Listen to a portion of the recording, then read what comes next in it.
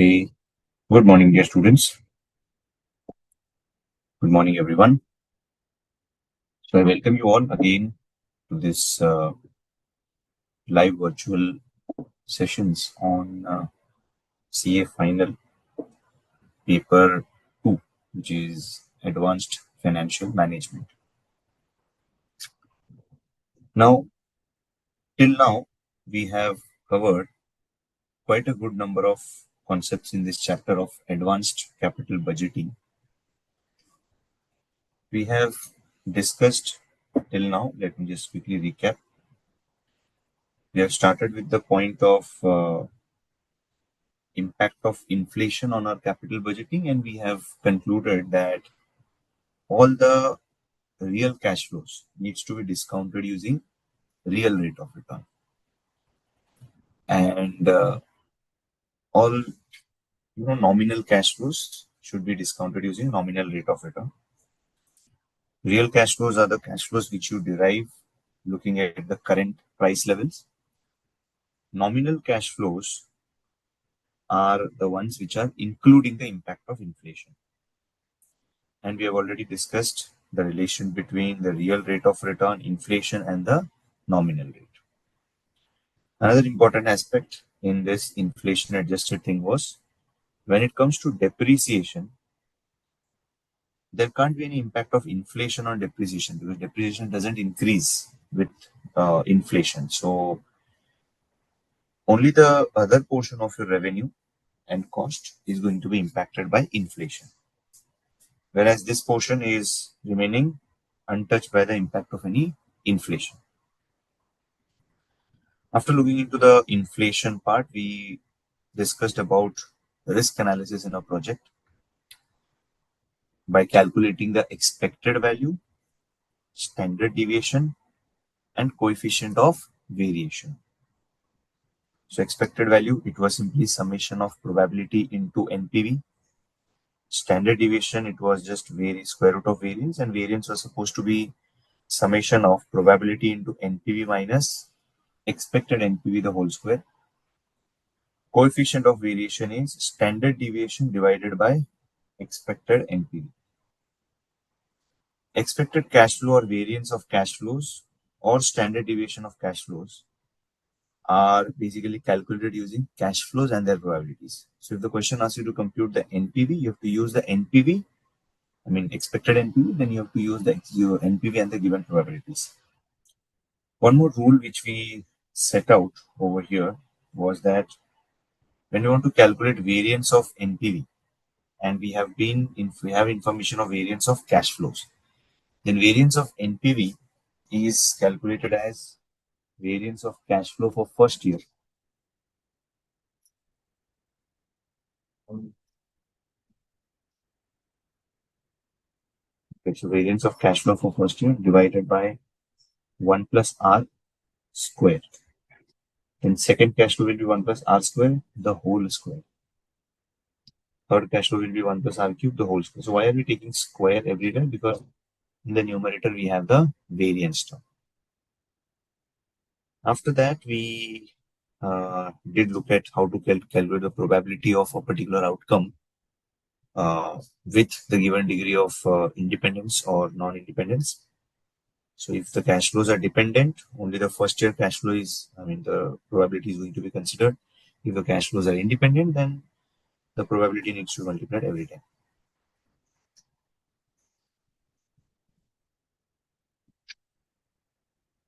Okay. Then we had the discussion regarding certainty equivalent and a risk-adjusted discount rate. So certainty equivalent is like you identify what portion of your cash flows are certain, and those certain cash flows are going to be discounted using risk-free rate. Whereas on the other side, you have risk-adjusted discount rate, which is your risk-free plus the risk premium. So this risk premium, it essentially depends on the risk. So risk premium, it actually depends on the amount of risk that you're undertaking. Okay. After that, we get into the next concept, which was about sensitivity analysis. So Sensitivity analysis was essentially checking for any adverse change in the input variables and what's the impact on the NP. And we have seen that we need to identify the sensitivity numbers, and the factor with the highest sensitivity needs to be having uh, greater factor with the greater sensitivity needs to be having greater uh, control. Otherwise, the probability, or otherwise the project may actually become not feasible in a period of time. Then we have also discussed the scenario analysis, wherein we see multiple variables are being changed and we try to identify what's the possible outcome in each of those situations. Then we have already started with replacement decisions, and replacement decisions involved taking two decisions. Uh, one was with regards to whether to undertake a replacement or not, or deciding whether the new machine should be purchased or not. And second was deciding when to replace an equipment, right? So in the first case, which was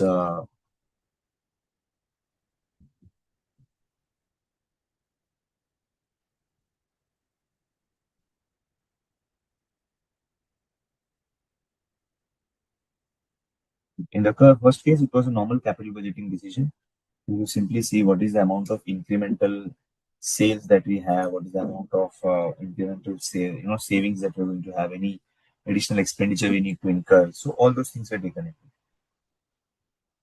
And then we went into the next part, which is deciding whether to replace an equipment, right? So whether to replace a particular equipment or not. So, and not whether to, but rather when to replace the equipment, right?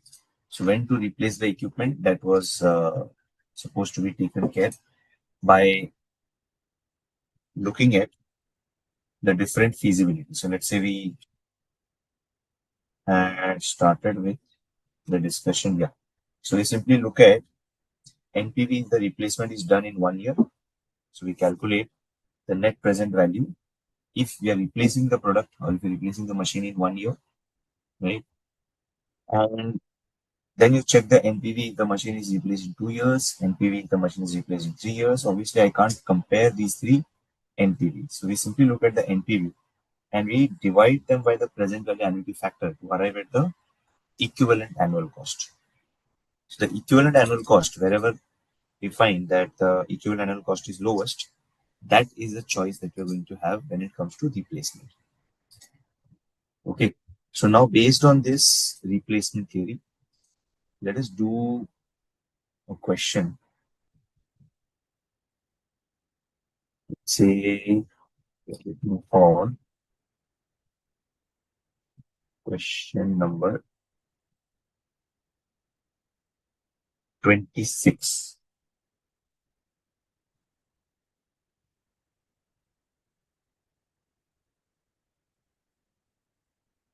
Not 26, but let us go for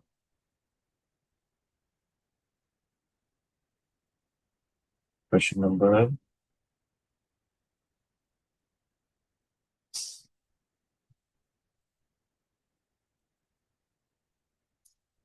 25. Let's go for question 25, please.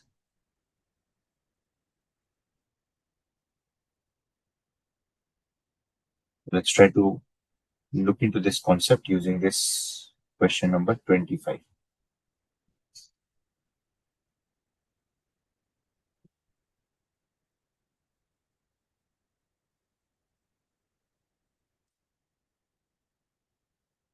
Okay, so here we have the question.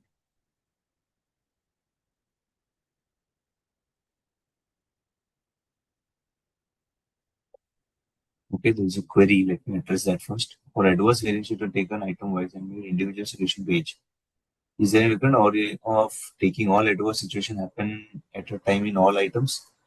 No, we are not looking at adverse changes in all the items. Then if you're looking at, multiple variables are changing together, then it's like not a sensitivity, but it's like a scenario analysis. Okay, so when you're looking for uh, adverse variance, it has to be always item wise, because the motive or the intention of carrying out that sensitivity analysis, uh, it is to check, or it is to have an idea about which variable needs to be controlled in a better manner. Because if left uncontrolled, it may essentially, impact your NPV adversely. So that is the entire motive. So you need to check it item wise, not adverse changes in all variables. I hope it is answered.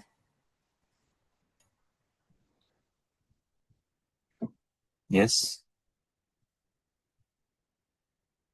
Sai Kiran. Yeah. Okay. Then let's go for this question number 25 now, guys. So question 25, Trouble-Free Solutions is an authorized service center of a reputed domestic air conditioner manufacturing company. All complaints or service-related matters of air conditions are attended by this service center. So the service center employs a large number of mechanics, each of whom is provided with a motorbike to attend the complaint. Each mechanic travels approximately 40,000 kilometers per annum. Trouble-Free Solution decides to continue its present policy of always buying a new bike for its mechanics, but wonders whether the present policy of replacing the bike every 3 years is optimal or not. So right now, the company is replacing the bike every 3 years. Okay. So then it is to believe that as new models are entering into market on a yearly basis, it wishes to consider replacing either in 2 years or 1 years would be a better option than the present 3 year period. The fleet of bike is due for replacement shortly in the near future. Purchase price of the latest model bike is 55,000. Resale value. So if you are using the bike for 1 year and selling it off, then it is 35,000. If you're using it for 2 years and then selling it, then the value of the scrap value or resale value is 21,000. And if it is 3 year old, then you're getting 9,000. Running and maintenance expense are as follows.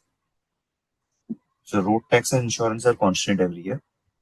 But then petrol, repair, and maintenance, this keeps on increasing as the bike becomes older. To use the opportunity cost of capital as 10%, you're required to determine optimal replacement period of the bike. Okay, so we have to look for optimal replacement time period. Let's evaluate it one by one. Okay, option one. Option one is to replace the bike every year. The first option is replace replacement of bike every year. Okay, then we'll carry out the same process. We add on the year, particulars, cash flows, PV, and NPV. So we'll say year,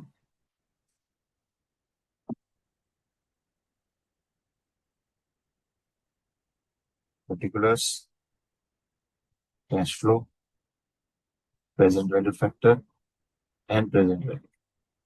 Now, PV factor will be taken as 10%. Okay. So if you're going to replace the bike every year, in 0th year, it will be cost of the bike, which is 55,000. Then in year one, we're going to incur the operating expense. Okay. The operating expense are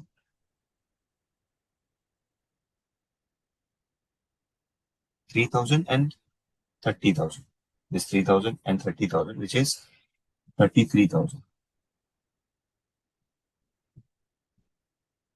Right. And in the first year, we're also going to sell the bike. So we're going to get the salvage value or resale value of it. The sale value of old bike is 35,000. Okay, so I'm just taking it as a negative figure because all other numbers are in positive. So let's write down the PV factors. So PV factor is what? This is going to be 1.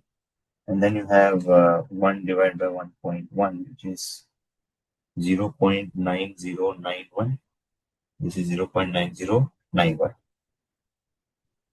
So we have this as 55,000, 33,000 into 0.9091, which is 50,000, and then 35,000 into 0.9091, which is 31,819 negative.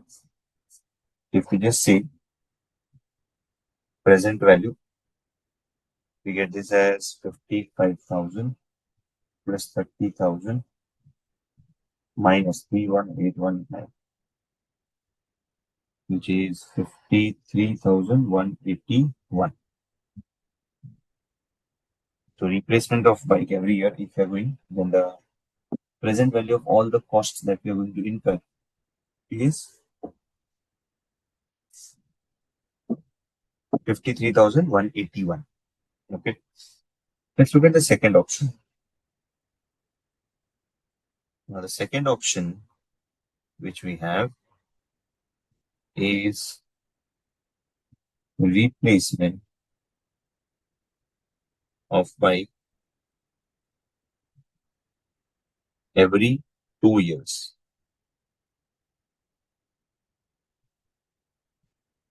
Replacement of bike every 2 years. So we have here particulars, cash flow, present value factor at 10%, and then PV. So we have here 0, 1, 1, 1, 2, and 2. So initially we have the cost of 55,000, right? 55,000 in year 0. Rohan, we have taken it 55,000 in the year 0 because we'll be purchasing it in year 0.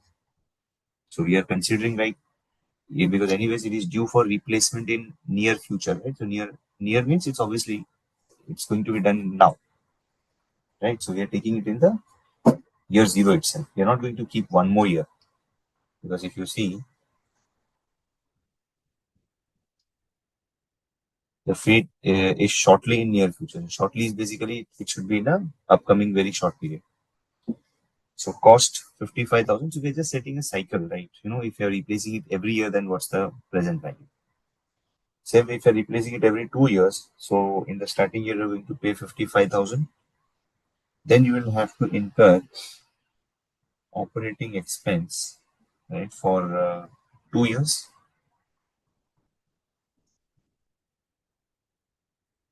The operating expense for 2 years, which is year 1 and 2, which is 33 and 38. 33 and 38. So this is 33,000 operating expense. Oh, sorry. 33,000 the first year, 38,000 in the second year, and we have the sale value also.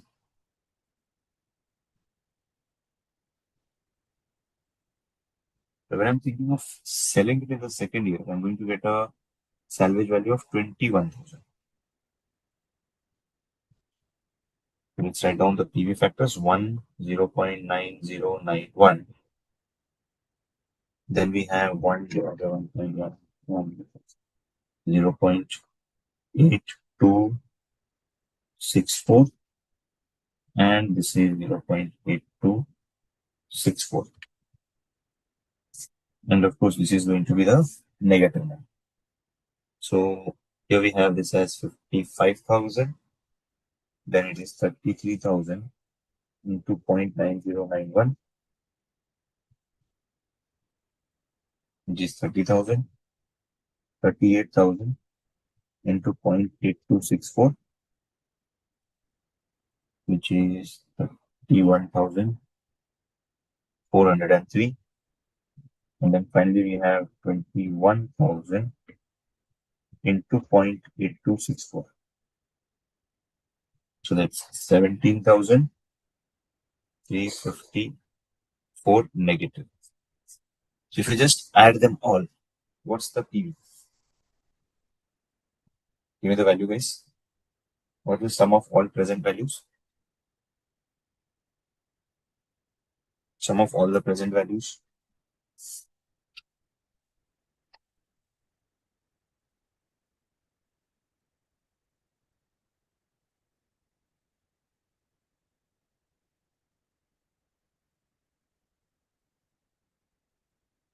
3,000 plus 40,000 plus 31,403 minus 17,354. This is totaling to 99,049. Okay. Then let's go for the third option. Option number 3 is replacement of bike every 3 years. Okay. So here you will have year, particulars, cash flow, then present value factor at 10% and present value. So we have year 0, 1, 2, 3, 3.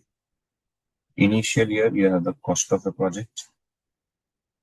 First year, you are incurring the operating expense. Second year, operating expense. Third year, operating expense. And also third year, you're getting the same.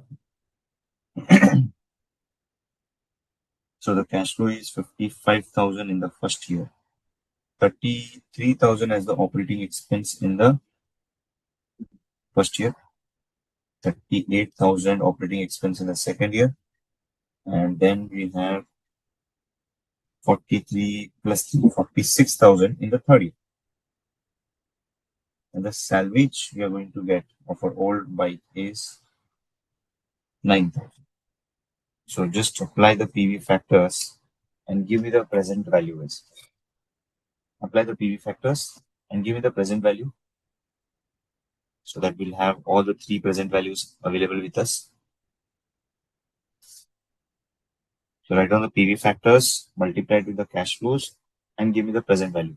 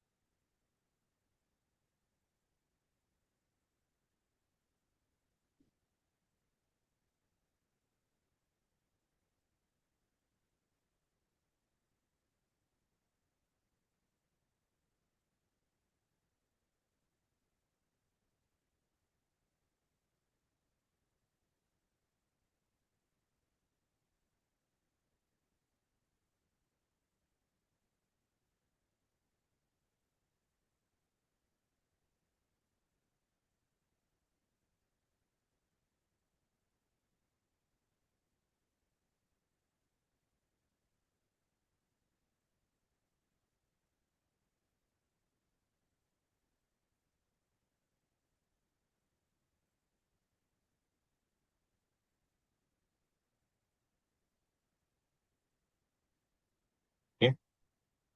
We have 1, 0.9091, 0.8264, 1 divided by 1.1, 0.7513, and 0.6830. This is 55,000. Then we have this as well, 30,000.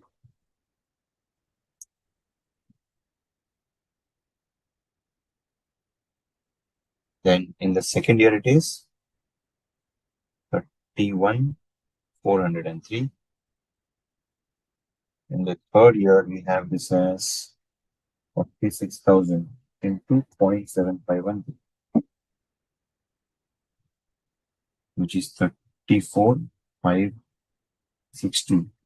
And the last PV will be 7,513 only.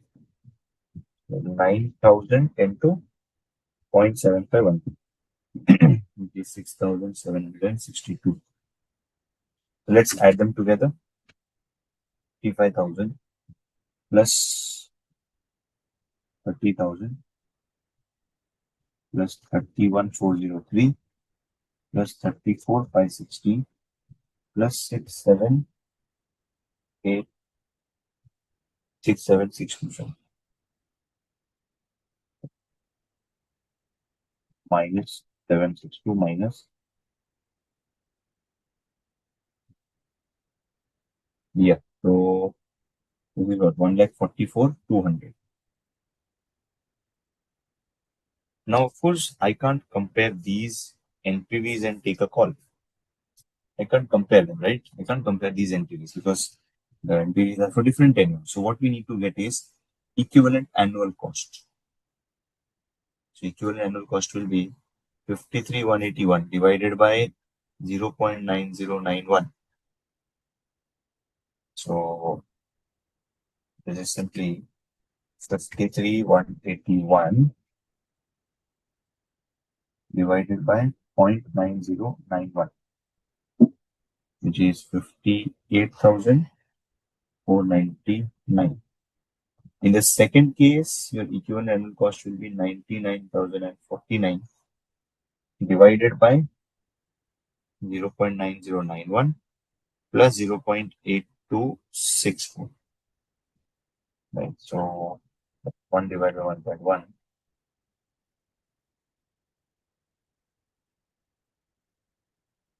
into 99,449. This is equivalent annual cost is 57,071. Okay. Same way, give me the equivalent annual cost for 3 years. Calculate the equivalent annual cost for 3 years and give me the number, guys. What's the equivalent annual cost for 3 years?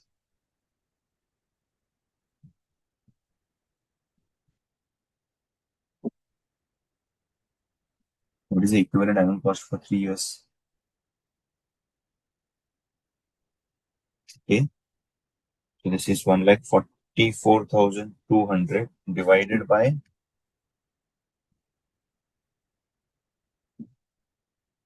2.4869.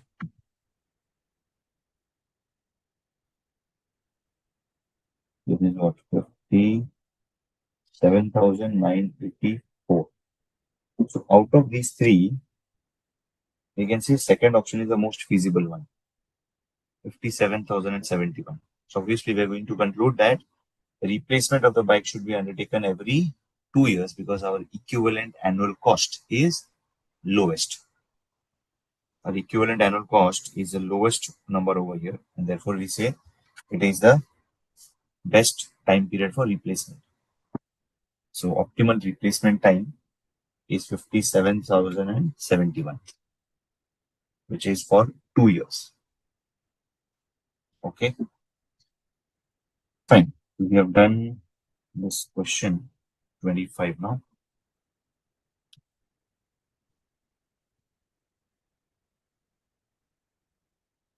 Now we have to discuss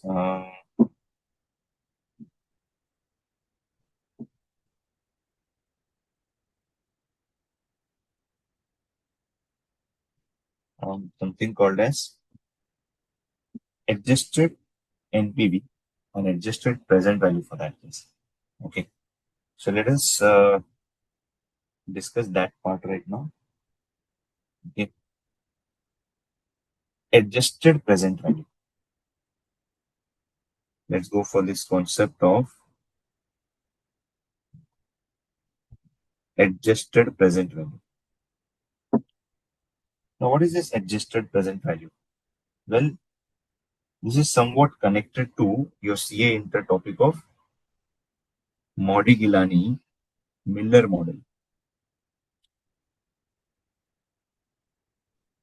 It is somewhat connected to the CNT concept of Modigliani Miller model with the taxes.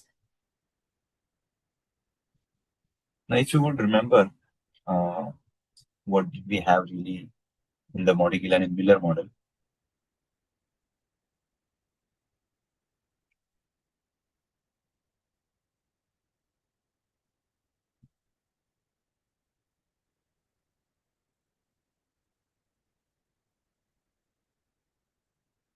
Yeah. In this model, initially in inter level, I think we have already learned this. Let me just give you a quick idea about what is this model, what is this model, and then we will definitely take it up, right? So, Modigliani Miller model with taxes. It stated that the value of a levered firm, value of a levered firm, or I can say value of the firm which is having debt, it is supposed to be equal to value of a levered firm is supposed to be equal to value of unlevered firm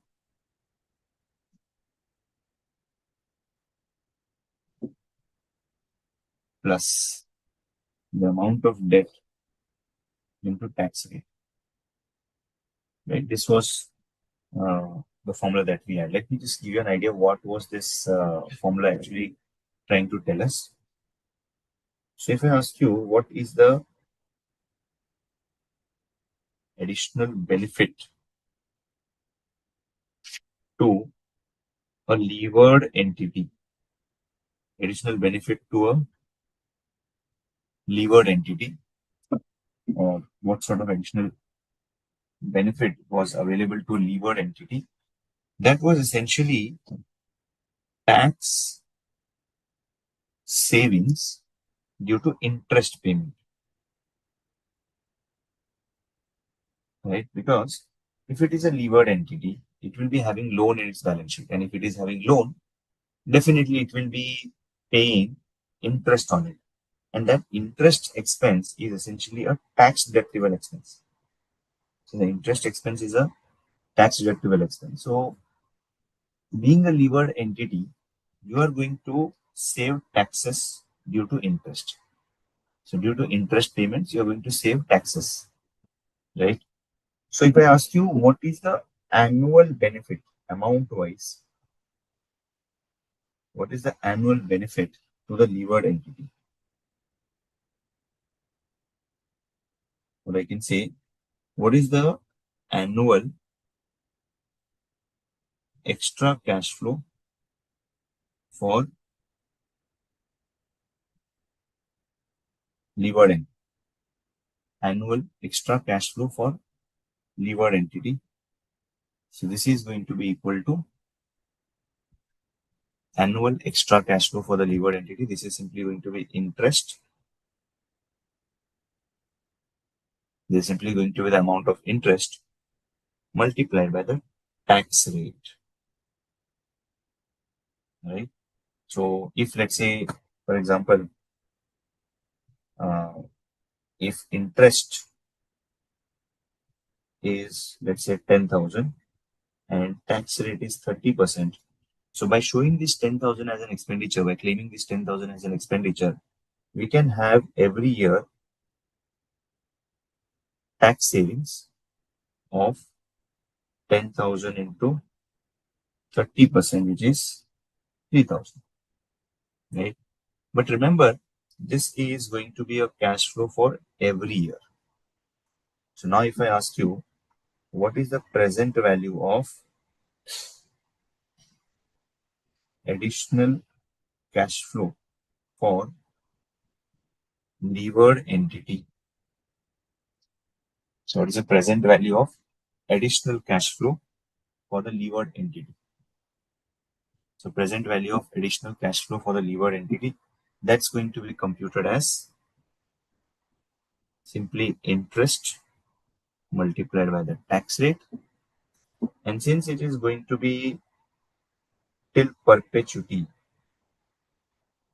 since it is going to be till perpetuity, you can say the first year tax saving will be interest into tax divided by 1 plus I, plus again the same amount of interest saved for the second year, plus interest into tax divided by 1 plus I raised to 3 for, this is going to be till perpetuity. And when we apply the geometric progression formula, which is when summation till perpetuity, the formula is what? A upon 1 minus R, where A is the first term and R is the rate of interest, rate of discounting. So this is interest into T upon 1 plus I. Okay. Interest into T upon 1 plus I, the whole divided by 1 minus 1 upon 1 plus I, because every time you see 1 upon 1 plus I is getting divided.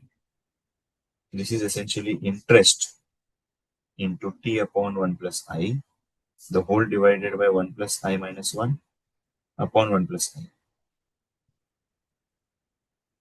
So interest into T upon 1 plus I multiplied by 1 plus I upon I. So you just cancel it. And what we have is interest into tax rate upon I. Now, of course, what is this interest rate upon I? Interest divided by amount of interest divided by the interest rate. That is going to tell us the value of debt into tax. So essentially, we can say the additional value which a levered entity receives, additional value of levered entity is equal to simply value of debt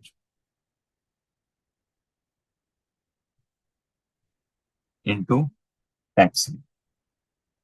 Additional value of levered entity is value of debt into tax rate. Okay. Now, on the similar lines, we say adjusted NPV or adjusted present value will be like it is going to be, as you stated over here. See, value of levered was value of unlevered plus debt into tax. Same way, adjusted present value will be base case present value plus it's going to be present value of tax savings due to debt. Now remember, when we're saying base case NPV, this is present value. This is simply present value assuming 100% equity funded. Assuming that the project is fully funded by equity, that's how you compute the base case present. Okay, so let's try to understand this with a numerical. Let's say initial investment.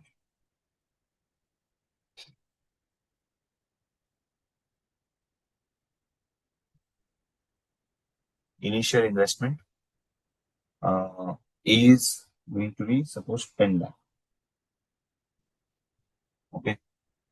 Tax rate is 30%. Suppose your cost of equity is 20%.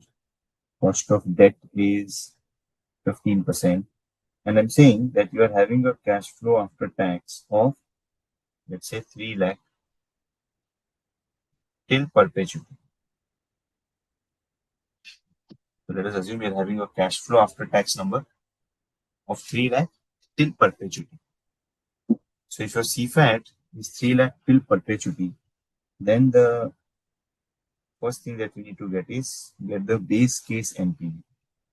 The base case NPV will be present value of inflows minus present value of outflows. Now, present value of inflows, we know the inflow is what? CFAT, which is 3 lakh. So every year we are going to get 3 lakh, and the discount rate is what? 20%, because cost of equity is 20%. So assuming that it is fully funded by equity, we say that the base case NPV inflow is 3 lakh divided by 20% minus present value of outflow. So outflow is current value of outflow, which is 10 lakh. So this is now 3 lakh divided by 20% minus 10 lakh, which is 5 lakh. The base case NPV is having a value of 5 lakh.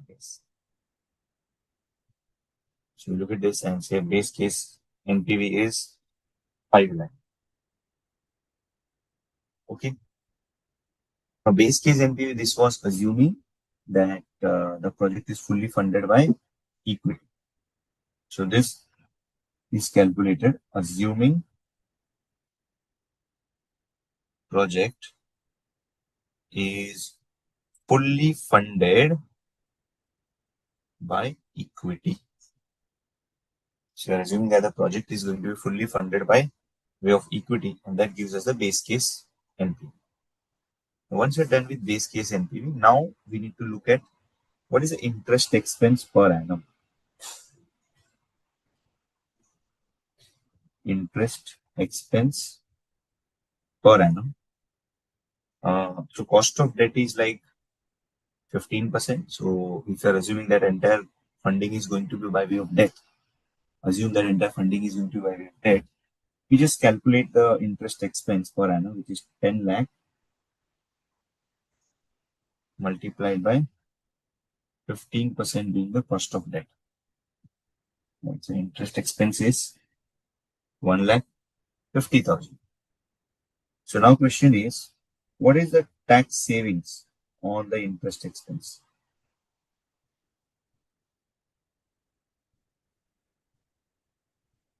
Tax savings on interest will be 1,50,000 into 30%, which is we're saving tax to the amount of 45,000. Okay, so we're saving tax to the amount of 45,000, right? So now we can definitely say what is the present value of future tax savings. Present value of future tax savings, which is 45,000 divided by 15%, because that's the KD, right? Cost of debt is 15%. So that gives us value as what? 3 lakh, right? Then just calculate the adjusted NPV. Adjusted NPV is what? Base case NPV plus present value of future tax savings. So base case NPV was 5 lakh plus 3 lakh is the saving. So your adjusted NPV will be 5 lakh.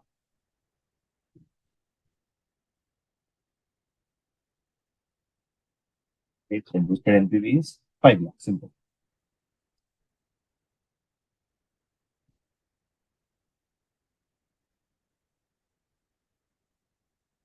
Let's try to do a similar question from our assignment handbook. Yeah, let's look at this. Question number 28. So initial investment in a project involves an outlay of 6 lakhs. The project will be funded by debt and equity in the ratio of 60:40. So we know the amount of debt and equity. Debt to be raised by perpetual debentures with a cost of 10%. Cost of equity is 15%. Cash flow after tax per annum is 2 lakh. You have to calculate the adjusted PV. what will be the adjusted NPV of the project? So let us say over here we have the values of initial investment.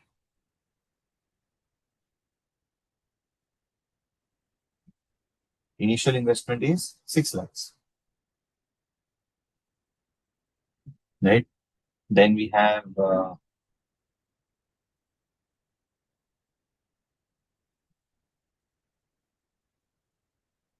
out of the investment, how much will be equity and how much will be debt. Equity is going to be 60%, which is 3,60,000. Debt is going to be 40%, which is 2,40,000. So equity is 3,60,000 and debt is 2,40,000. Okay.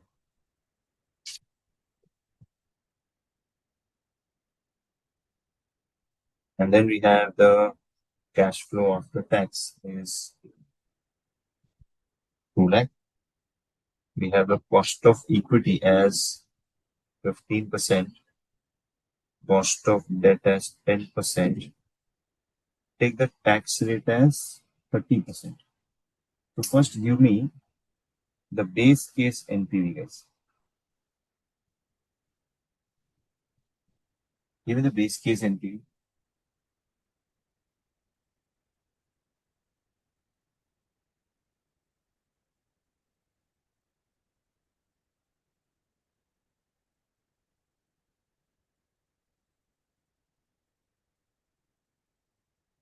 Give me the base case NPV. Base case NPV is basically assuming we are having only uh, what is it? Equity funding. Project is funded by only equity and there is no debt.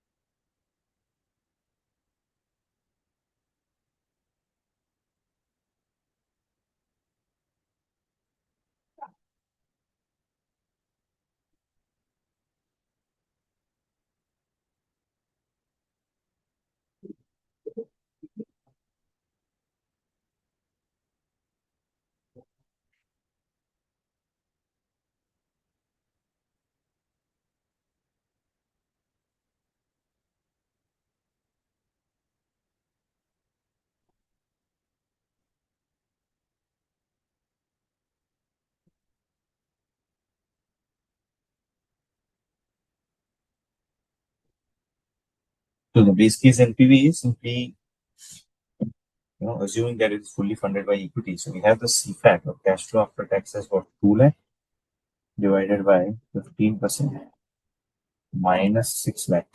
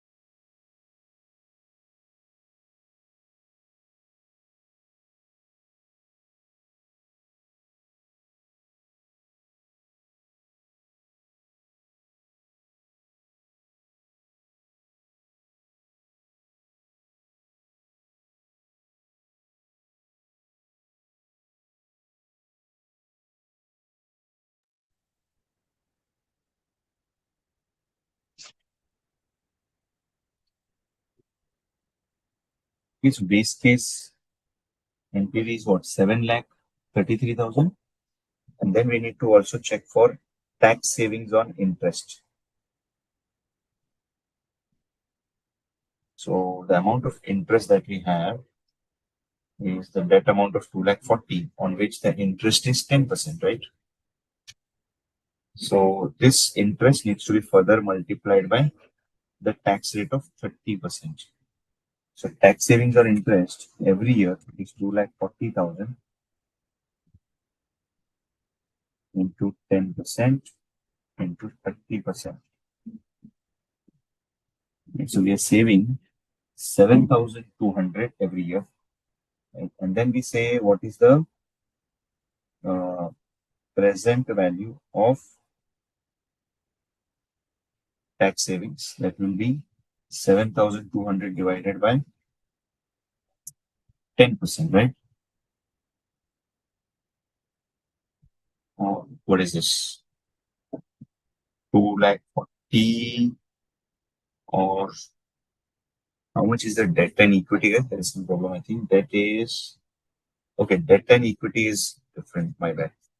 So debt will be 3,60,000.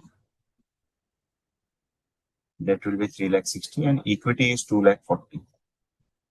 Okay, so this will be 3,60,000. So the amount of tax savings will be 3,60,000 into 10% into 30%. Yeah, so this is 7,000, so 10,800. So this will be 10,800 divided by 10%, which is 1,08,000. Okay. And then finally we say that adjusted NPV will be base case NPV of 7,33,333 plus 1,08,000. So this is what? 8,41,333.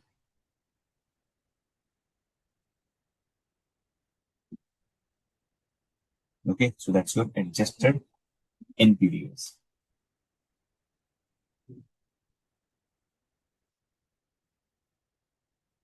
So adjusted NPV 8,41,333.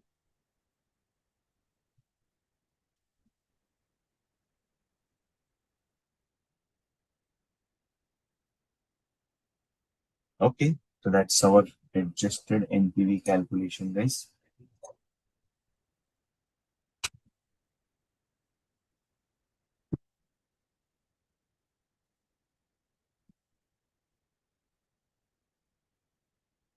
Okay, let's take up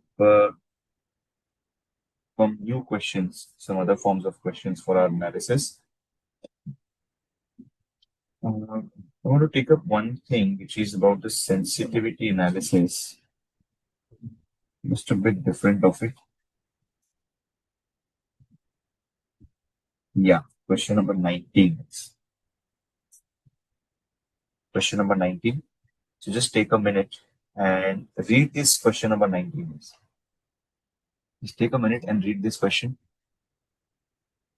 Just take a minute and read this question carefully.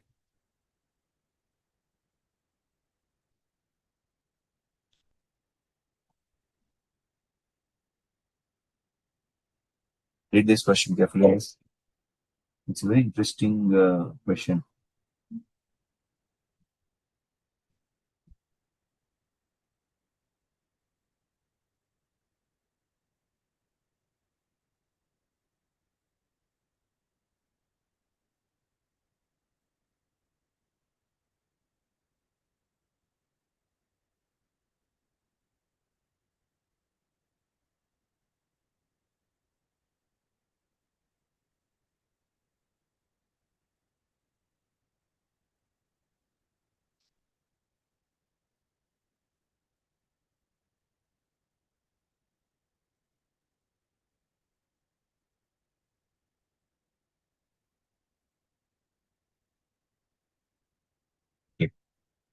So we have this company, the Easygoing Company Limited is considering a new project with an initial investment for a product survival. So we have a product called as survival. What a fancy name. It is estimated that IRR of the project is 16%, having an estimated life is 5 years. So we have been given the IRR, which is 16%. So let me just write down the IRR.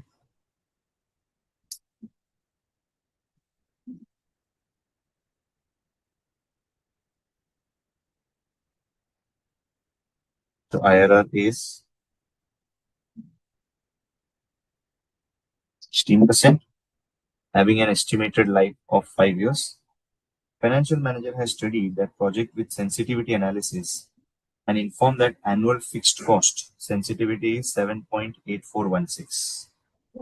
Okay, so we have some information with regards to the sensitivity of annual fixed cost, whereas cost of capital discounted sensitivity is 60%.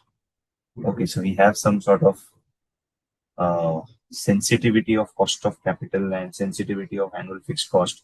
Remember, this sensitivity is given in terms of percentage. So it's obviously going to have some sort of different interpretation. We'll look into that. Other information is that we have got a PV ratio of 70%. Variable cost is 60 rupees per unit. Annual cash flow is 57,500. Annual cash flow is given 57,500. Ignore depreciation on initial investment and impact of any taxation. You have to compute the initial cost of the project, NPV of the project, annual fixed cost, estimated annual sales, and break-even units. Okay, so since we have been given the IRR, we'll simply say at IRR, present value of cash outflows, present value of cash outflows is equal to present value of cash inflows. Present value of cash outflows is equal to present value of cash inflows. So present value of cash outflows will be 57,500 into present value annuity factor at 16% for 5 years, because since it is IRR, we're just going to take the IRR rate, which is 16% to get the present value of cash outflows.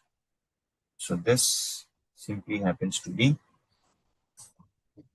57,500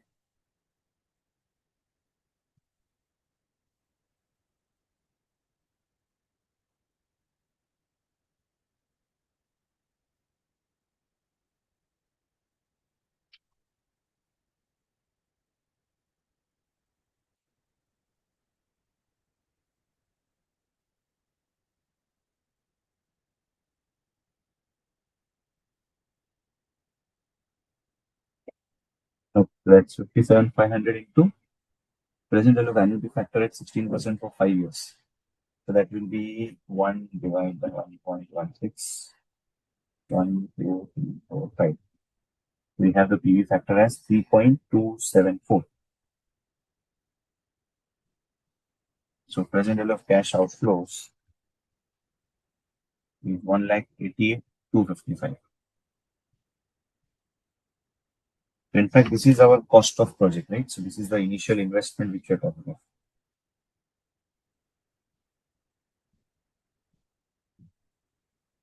This is the amount of initial investment.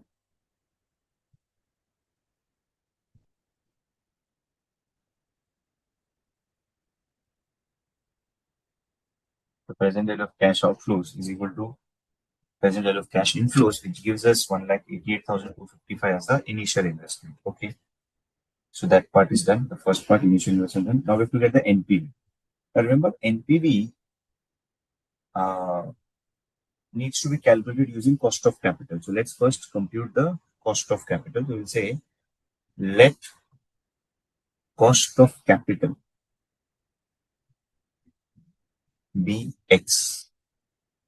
Now Okay, the cost of capital is X, and they are saying that the sensitivity of cost of capital sensitivity is 60%. So, since sensitivity of cost of capital is equal to 60%, right? So, what does this sensitivity of cost of capital equal to 60%? This simply means that if cost of capital increases by 60%, NPV will become zero. Right? So when you say sensitivity of cost of capital is 60%, you're saying if the cost of capital is going to increase by 60%, the NPV is going to become zero. Okay. So therefore we can get cost of capital at which NPV will become zero. That's going to be equal to 1 point. That's simply going to be like original X plus 60% of X, which is X plus 0.6x, which is 1.6x. So cost of capital at which NPV will become zero, that's going to be 1.6x. Okay. So therefore, we can say, anyways, we have said that IRR is 16%, right? So we can definitely say, since IRR is the rate at which NPV becomes zero. So IRR is the rate at which NPV becomes zero. That is 1.6x, and which is given as 16%. That obviously gives us the value of X. So what is the value of X, guys? If IRR is the rate at which NPV becomes zero, and we have also got the cost of capital at which NPV becomes zero is 1.6x, then we can definitely say 1.6x equal to 16%. So X is simply 10%. So our cost of capital is 10%, and then based on that we can get the NPV. Right? So we can get the NPV of the project. So NPV of project at cost of capital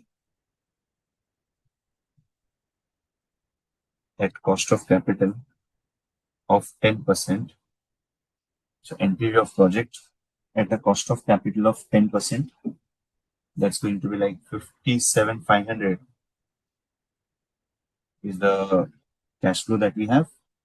57,500 into present value annuity factor at 10% for 5 years. Sorry, for how many years? Yeah, for 5 years.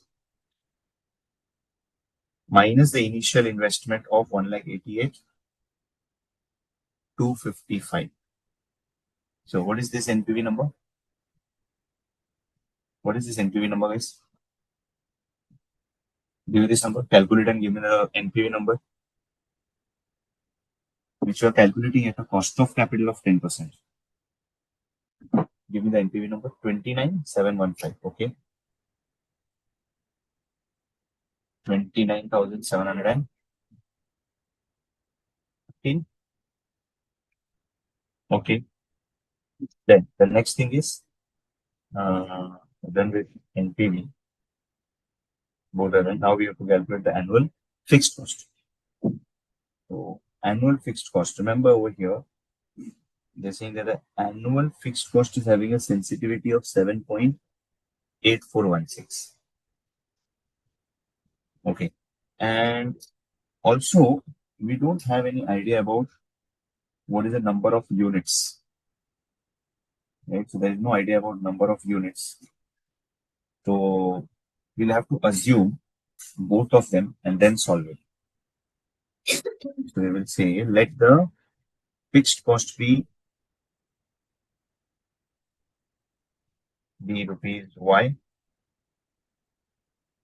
and unit sales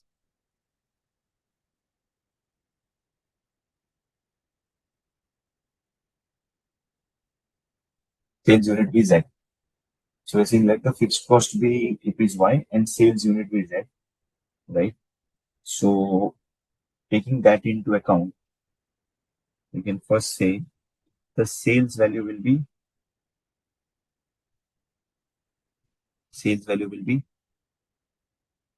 200Z. Then we have the variable cost also 60. The variable cost is 60Z. Then we have the contribution as 140Z less the fixed cost of Y, right? So this gives us the cash flow after tax or cash inflow as 140Z minus Y. And 140Z minus Y, this information is given to us in the form of cash flow, which is 57,500. So this is 57,500. So 140Z minus Y equal to 57,500. So this is our equation number 1. Okay. Then we have something called as fixed cost sensitivity. Annual fixed cost sensitivity is 7.8416. Now, what is this annual, sensitivity of 7.8416? It simply means that if your NPV increases by if your fixed cost increases by 7.8416%, then your NPV will become zero. Then the NPV will become zero. So let us first get the revised fixed cost. So revised fixed cost will be Y plus 7.8416% of Y. So this is simply going to be Y multiplied by 1 plus 0.078416, which is 1.078416 Y. So this is your revised fixed cost, which is 1.078416 Y.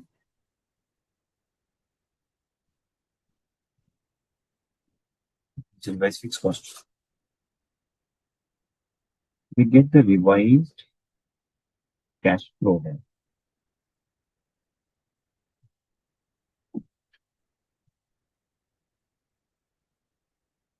Revised cash flow.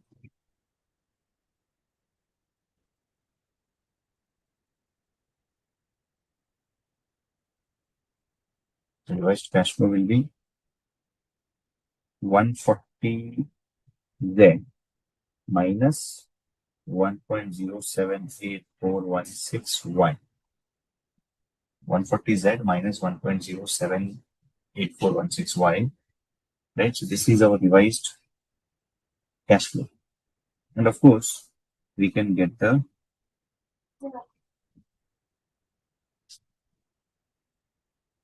revised NPV.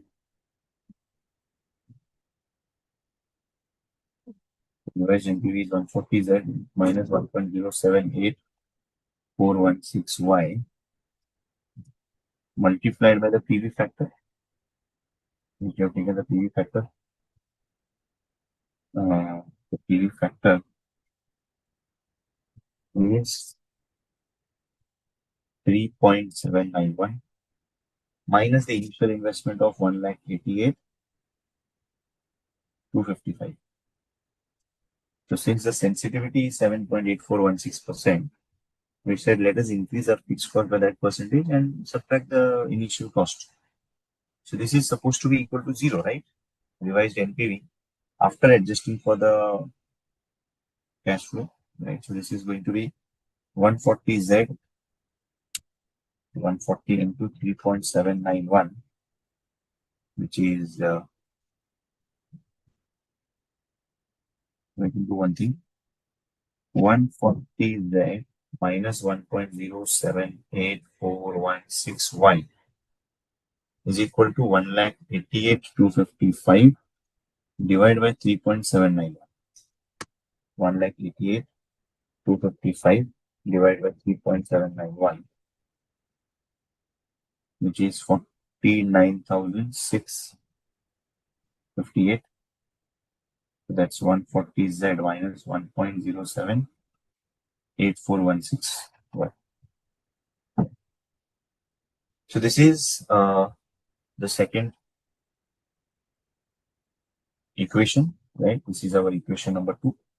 So I've got two equations. One is 140z minus y is this, and 140z minus this y is 49,658. Now we have got both the equations, right? So can we solve both the equations and give me the value of y and z? Can we solve both of them and give the value of y and z? Solve both these equation ways. One is this and the other is this. Solve them and get the value of y and z.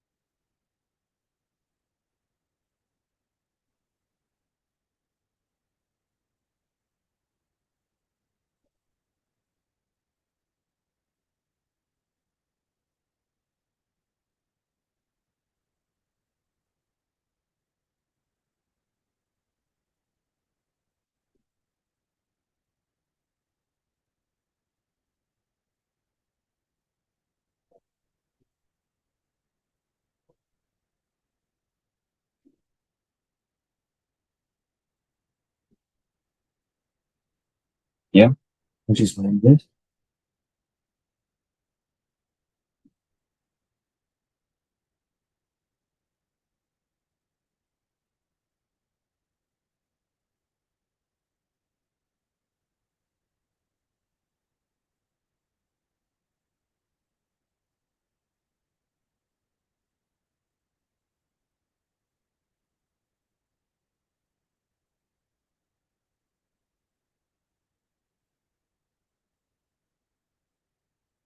Okay, so we get the value of y as what? 1 lakh. Okay, value of y is 1 lakh and the value of z is 1125.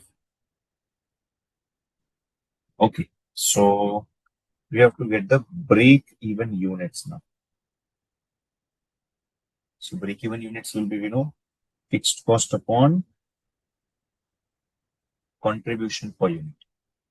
So fixed cost upon contribution per unit. So it's 1 lakh divided by contribution is 140. The break even units are 714, right? 714.29 units.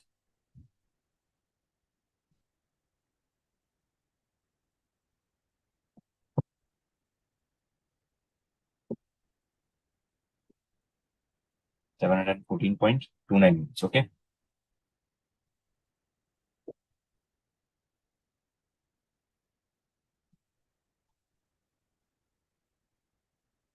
Fine. Let us go for another question then. Of course, 19.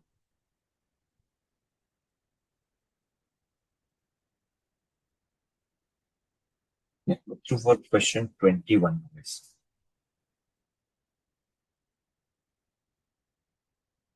A firm has an investment proposal requiring an outlay of 80,000. The investment proposal is expected to have a 2 years economic life with no salvage value. In year one, there is a zero point 0.4 probability that cash flow after tax will be 50,000 and zero point 0.6 probability that cash flow after tax will be 60,000. So in year one, you may see a situation of your cash flow being 50,000 or cash flow being 60,000. So there are two possibilities. Either you can get a cash flow of 50,000 or you can get a cash flow of 60,000. The probability assigned to cash flow after tax for the year is as follows. So cash flow after tax for second year. Now this is the possibility if you have first year cash flow as 50,000. And these are the possibilities if you have cash flows as 60,000. There are two branches coming out of it. So the firm uses 10% discount rate for this type of investment. You have to construct a decision tree for proposed investment and calculate the expected NPV. What net present value will the product yield, will the project yield if the worst outcome is realized? What's the probability of this? What is the best outcome and probability of that occurrence? Will the project be accepted? Okay. So let's first try to have a tree diagram for this.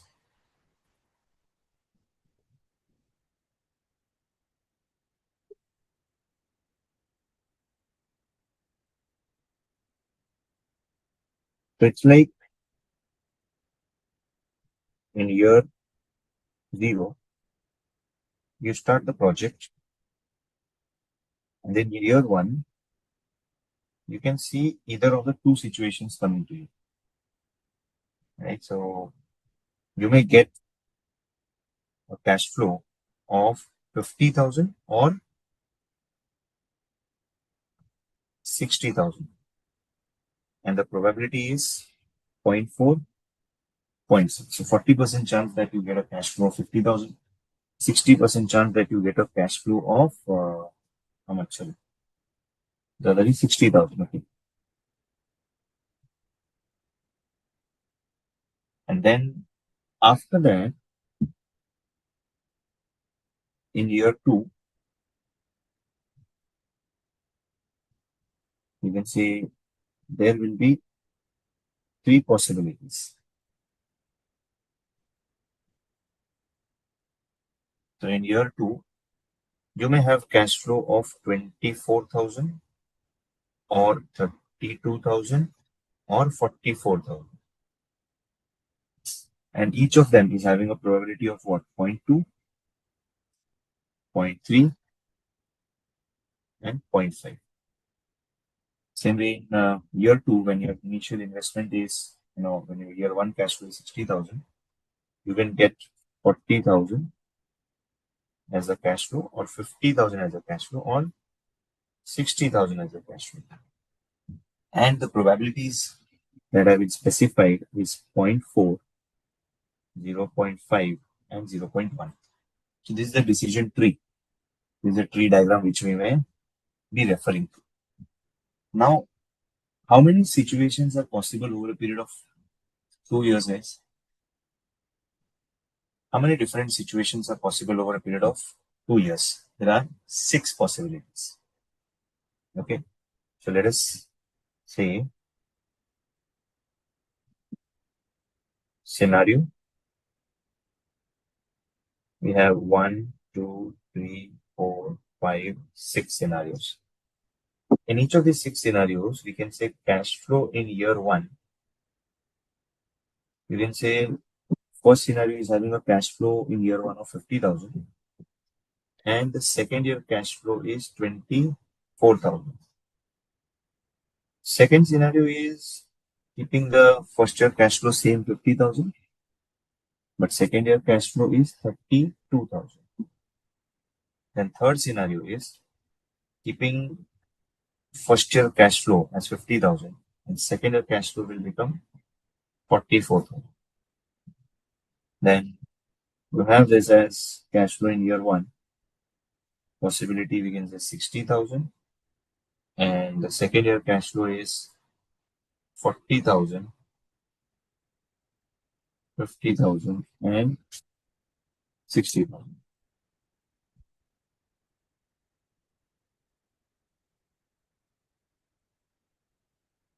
Okay, so cash flow in year one, cash flow in year two, we have these numbers. Now,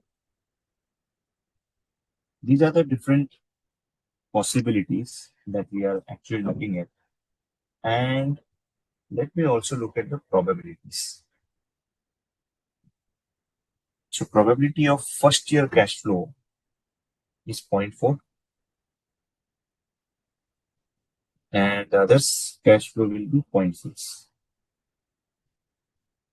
And then the probability of the second cash flow being 24,000, when your first cash flow is 50,000, that is 0.4, sorry, 0.4, that's 0.2, 0.3, 0.5, and this is 0.4, 0.5, and 0.1.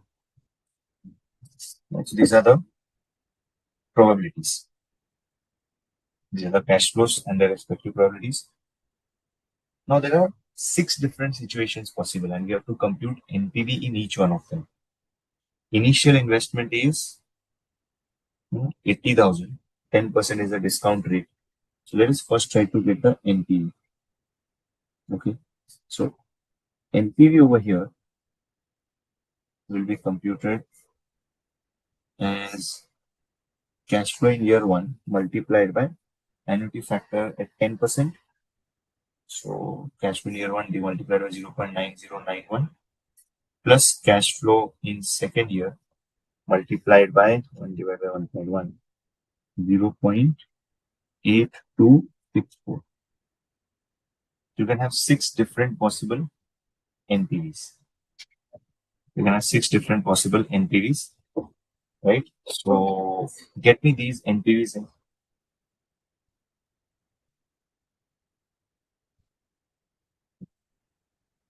Get me these NPVs, the 6 NPVs. And of course, from this, I need to also subtract minus the initial cost, which is 80,000.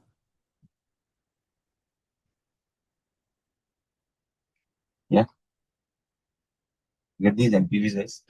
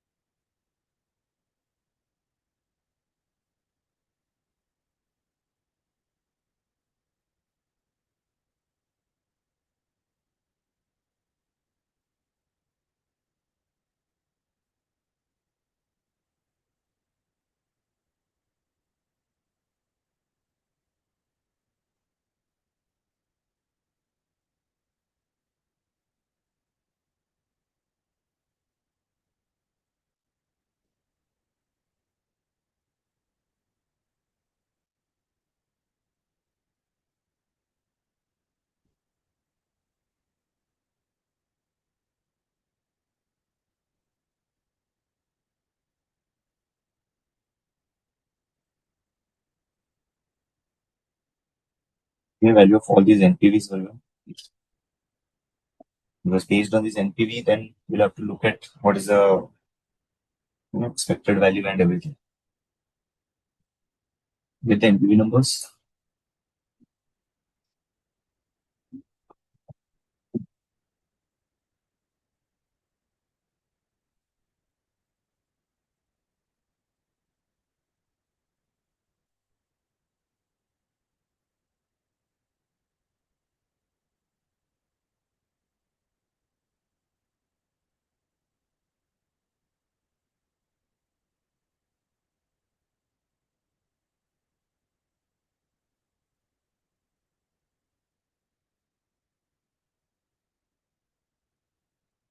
Okay, NPV number. It's what minus 14,726. Then it is minus 8,118, 1,794, and then 7,584, 15,840, and 24,100. 24,100. These are the NPV numbers. Okay. Somewhere here and there, that's okay. Some numbers may be here and there, which is fine.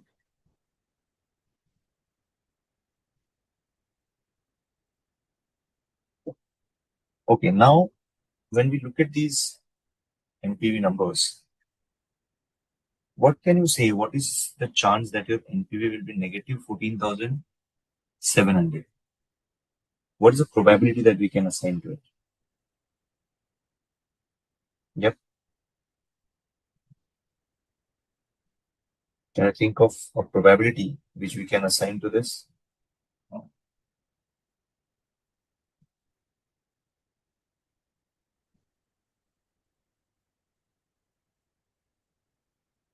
What is the probability?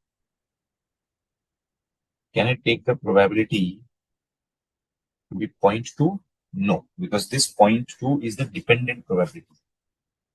So this 0.2 is the probability of your second year cash flow being 24,000 when the first year cash flow is 0.4. So if you really want to know what is the probability or NPV probability, the NPV probability, we need to multiply both of them. So 0.4 into 0.2, 0.4 into 0.2, which is 0.08. Then we have 0.4 into 0.3, that's 0.12. Then you have 0.4 into 0.5, which is 0.20. 0.6 into 0.4, 0.24. 0.6 into 0.5, which is 0.30. And then 0.6 into 0.1, which is 0.06. Okay, so these are your NPV numbers. These are your NPV probabilities. Now, if I ask you what is the expected NPV,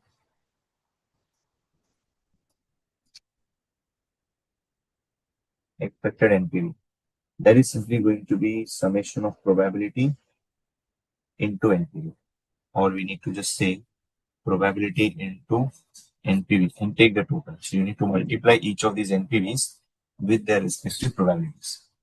So multiply the NPVs with their respective probabilities and get the expected NPVs.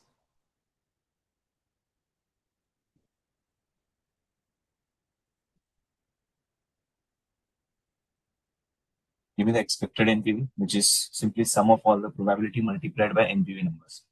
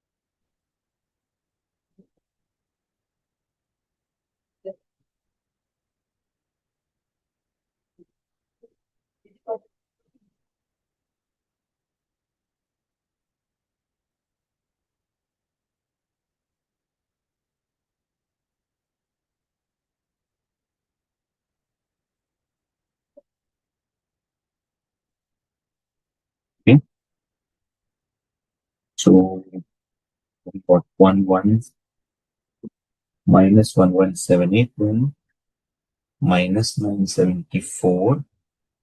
Then this is 359, 1819, 4752, and 1446. So total is what? 6224.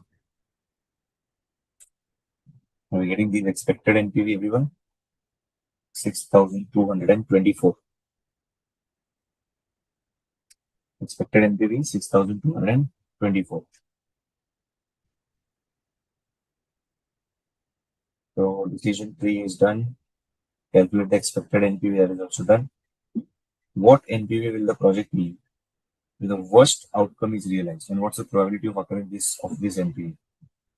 So worst NPV and its probability.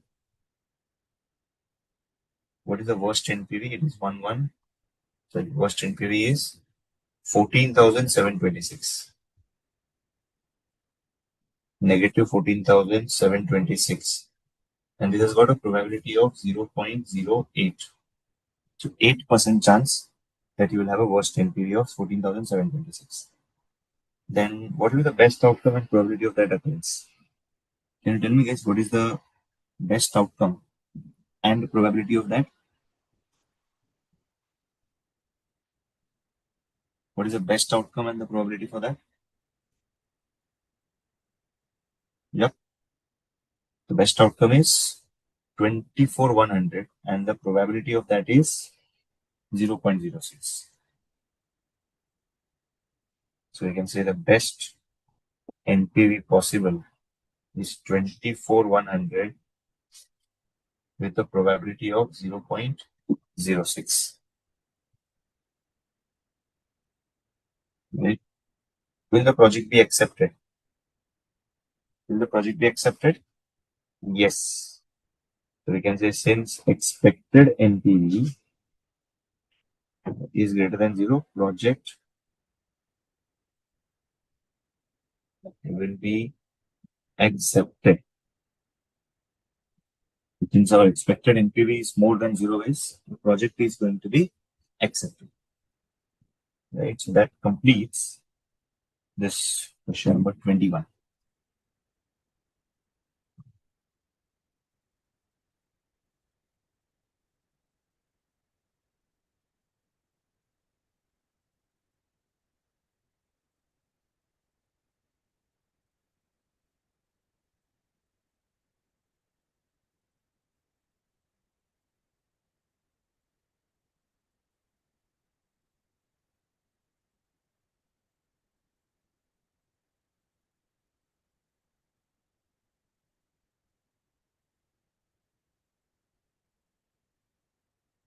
Okay.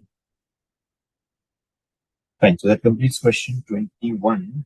Now we do have good number of questions to discuss out of the remaining, which we will take up after a break, guys. So let's take a break of around 10-15 minutes and then we'll be back for the remaining questions. Okay, let's take a break, guys.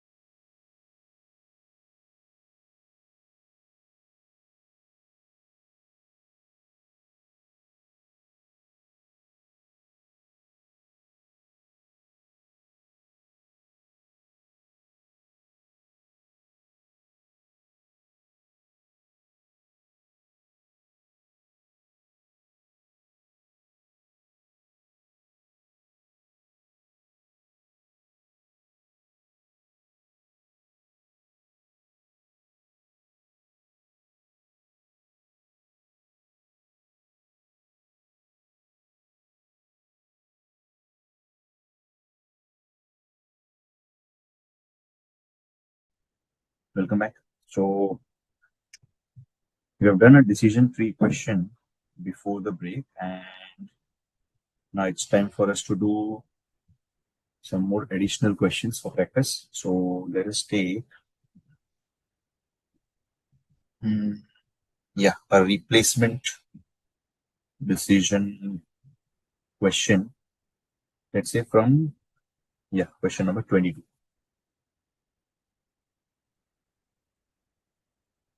So let's start with question number 22. A&, company is contemplating whether to replace an existing machine or to spend money on overhauling it. A company currently pays no taxes. The replacement machine costs 90,000 now and requires maintenance of 10,000 at the end of every year for 8 years. At the end of 8 years, it would have the salvage value of 20,000 and would be sold. The existing machine requires increasing amount of maintenance each year, and its salvage value falls each year as follows. So salvage value is going to reduce every year. So like requires maintenance at the end of every 8 years. At the end of 8 years, it would have a salvage value of 20,000 would be sold. Now we have an existing machine with these maintenance and respective salvage values. Okay. So based on this, we have to decide about when we should be replacing the machine. The opportunity cost is 15%. When should the company replace the machine? Present value of 1 rupee for 8 years at an interest rate is 15%. So annuity factor is given 4.4873 and present value factor is given to us. Okay, so now we have to look at the possibilities over here. That remember, we are going to take up whether we should replace an existing machine or spend money on overhauling it. So the replacement machine, the new machine that we are going to buy, is going to cost us 90,000. Okay. So with that 90,000, and that is going to have a life of 8 years. Then it requires a maintenance of 10,000 at the end of every year for 8 years. And after 8 years, it's going to have a salvage value of 20,000 would be sold out. Okay. Now the existing machine that we have, which we have in operation, the existing machine which we have in operation, it is requiring this maintenance cost and the respective salvage value in each of the years. Okay. And then we have to decide whether when we should replace the machine. So the decision is like whether we should replace it now or we should replace it after a year or we should replace it after 2 years, 3 years, 4 years, 5 years, or what should be the, no, not 5 years, sorry, of course, but the maximum of, 4 years. Okay? So we have to take a call when we should be replacing the machine, right? So how do we go about identifying this? This is not a typical replacement decision problem. Okay, this is not a typical replacement decision problem. It's a bit different thing. Okay, so the difference that we have over here is you have to take a call when we should replace it. When we're thinking of replacing the same machine again, it is like we have an ongoing machine, and I have to take a call when I should replace the ongoing machine with a new machine. So let us first do one thing. Let us compute what is the NPV of the new machine, or we will first calculate what is the equivalent annual cost of the new machine. So we're looking to calculate equivalent annual cost.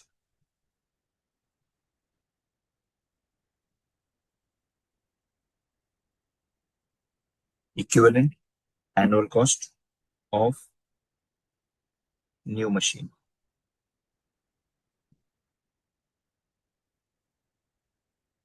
Equivalent annual cost of new machine.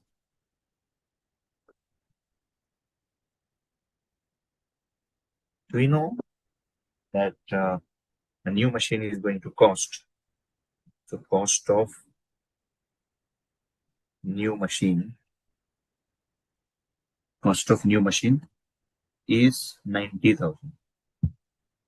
Okay. Of course, we need to add the present value of repairs, right? Repairs, they are saying it is 10,000 per annum. So let's add present value of annual repairs. Present value of annual repairs. So which will be like 10,000 into present value annuity factor. 10,000 into present value annuity factor at what was the rate? 15%. So present value annuity factor at 15% for 4 years. Right. So that's, I think the present value annuity factor is given to us 4.4873. Yes. So that's 4.4873 into 10,000.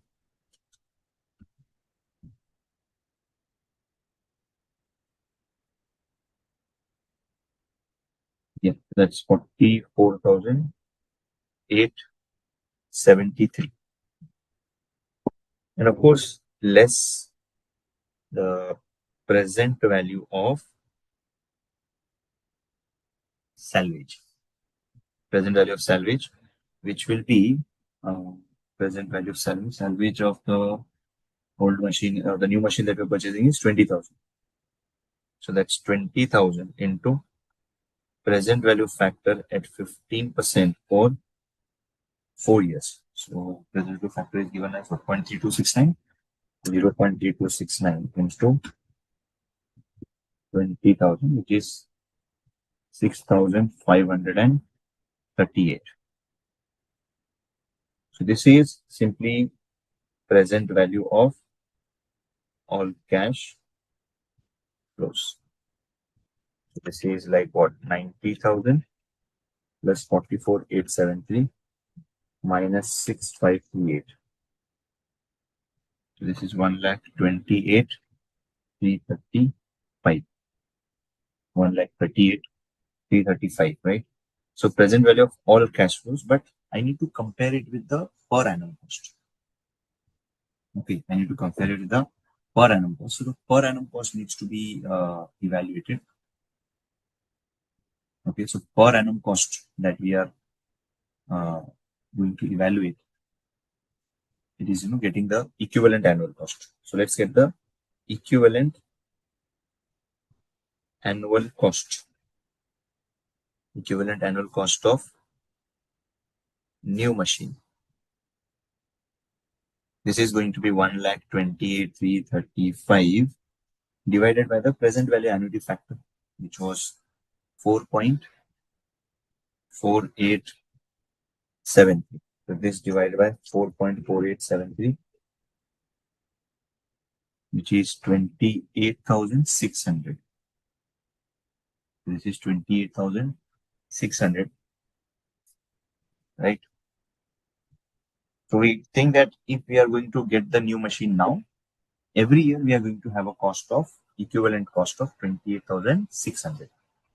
But then I need to check what's going to happen if I'm going to replace it old machine in each of the new with a new machine each of the years. So let us look at present value of cost of replacing old machine in each of 4 years. Okay.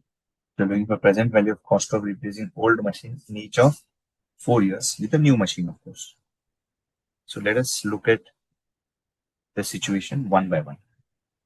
First situation is you replace immediately.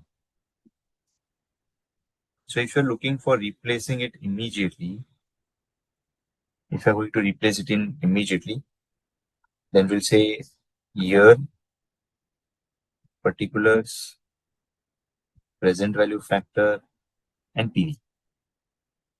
So if you're going to replace it immediately, equivalent annual cost of new machine will be applicable to you, right? Which is 28,600.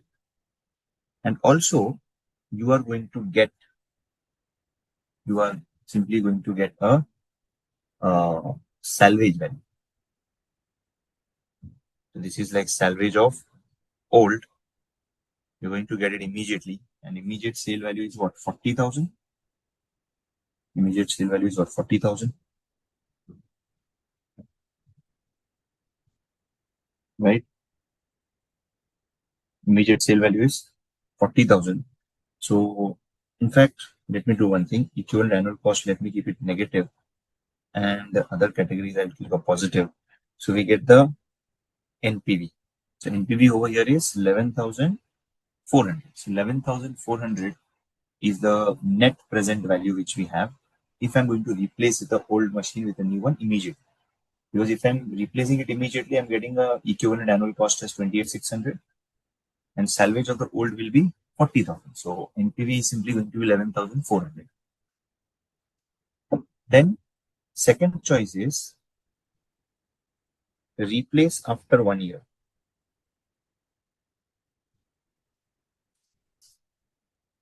If you're going to replace it after 1 year, then what cash flows are we going to have? So we have here particulars, present value factor, and present value. So here 0, you can say there is equivalent annual cost of the new machine,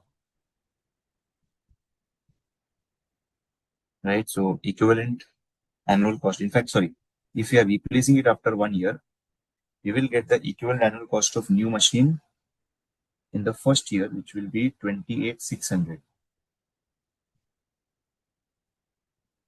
Right? So 28,600 is the equivalent annual cost, which we were incurring it right now if you replace it immediately. But if you're replacing after a year, then this is going to be in the first year. Moreover, since you're going to run your old machine for 1 more year, you need to incur the maintenance cost of it. So maintenance cost is what? 10,000. So this is like maintenance of 10,000. That's again a cash outflow we have. Wait, this is our cash flow. This will be PV factor, and then we take the PV. So 10,000 is the maintenance cost, right? Also in the first year, we'll have a salvage of old machine. So old machine will be sold for a value of 25,000. This will be like a positive figure. Rest two are going to be negative figures. And the present value factors are 0.870 because it is 15%, right? So at 15%, PV factor will be 0.870. And then let's multiply the cash flow with present value factor. And then give me what's the present value number. Give me the present value number, guys. Tell me the present value number. So that's 28,600 into 0.870. This is 24,882.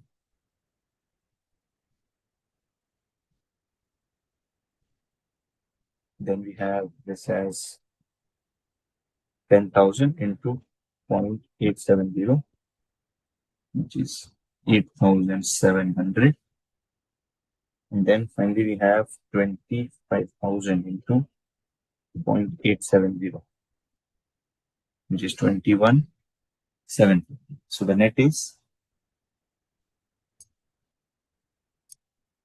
net value is going to be 24,882. Yeah, 11,832 negative. 11,832 negative. Now, third situation which we may have is replacing it in 2 years. So if you think of the third situation that you're going to replace it in 2 years, You're saying replacement after 2 years.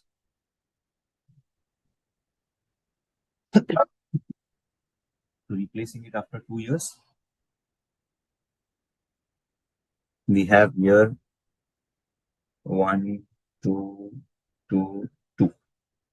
Right. So if you're going to replace it after 2 years, we are initially going to incur the maintenance in the first year of the older machine. Right. So we have it in the machine. If you're going to replace it in 2 years, the older machine is going to require a maintenance of 10,000. And then in the second year also, you need to incur the maintenance. Second year, the maintenance is what? 20,000. Then in the second year, we are going to consider the equivalent annual cost of the new machine, which is 28,600. And then finally, we have the salvage. So cash flow, the salvage of 15,000. So we take the present value factor at 15% and then take the PV. Calculate the present values. Give me the present value if the replacement is done after 2 years.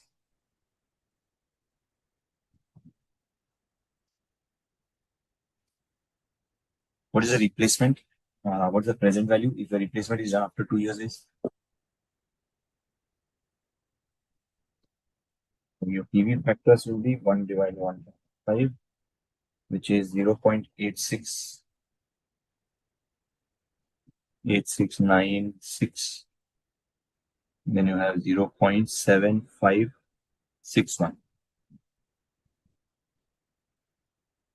So 0.7561. So you can just multiply them and get the present value. So it should be 0.8696 into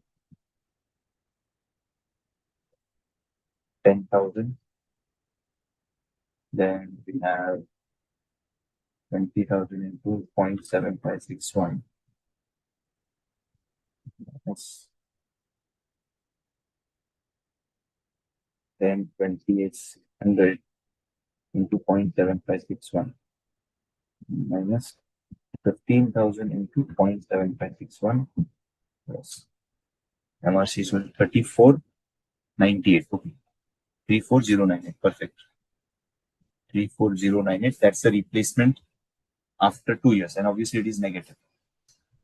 Same way, fourth criteria is now check for replacing it after 3 years. So we're checking if you're going to replace after 3 years, then what is the NPV going to be? So we have year, particulars, cash flow, present value factor at 15%, and then PV. So here we'll have 1, 2, 3, 3, 3. So in the first 3 years, we are going to have our maintenance. So maintenance is going to be 10,000 in the first year, 20,000 in the second year, and then 30,000 in third year. Then we also take the economic annual cost and the salvage. So equivalent annual cost is 28,600 and the salvage is 10,000. 28,600, salvage is 10,000. Okay. Just calculate the PV for replacement after 3 years. Calculate the present value for replacement after 3 years.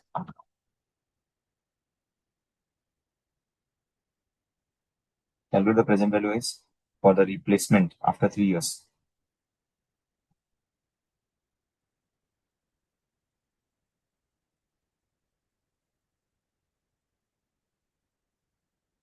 PV factors are 0.8696, 0.7561, then you have 0.65775, okay, 6575, 0.6575, 0.6575, okay. Get the PV.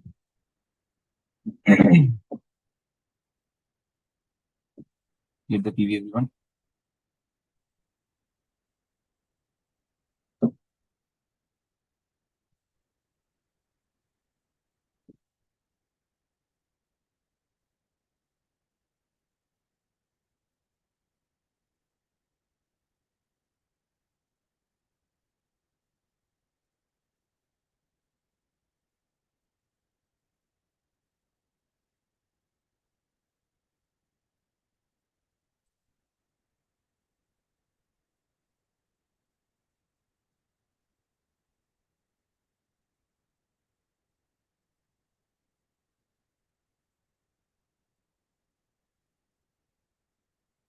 What is it? 55,772. Okay. This is 55,772, and I'm pretty sure it will be a negative number. And then finally, the last thing to do is to calculate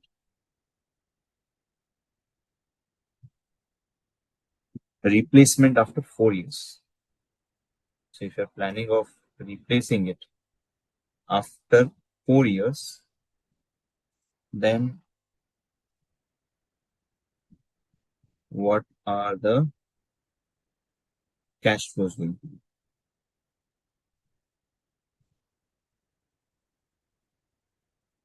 So it's going to be year 1, 2, 3, 4. And then in the fourth year, you have the equivalent annual cost and other numbers coming in. So for the first 4 years, you're going to maintain the old machine. And then in the fourth year, you will have to incur the equivalent annual cost and also the salvage. So cash flows are 10,000 maintenance in the first year, 20,000 maintenance in the second year, 30,000 maintenance in the third year. Okay. And 40,000 is in the fourth year. Equivalent annual cost is 28,600, and salvage is anyway zero waste. Okay. Just get the present value now. So the PV factors are 0.8696, 0.7561, 0.6575. This is 0.6575. And the fourth year will be 1 divided by 5. 4. That's 0.5718 to 0.5718. Get the PV? In PV for all of them. In PV for all these numbers.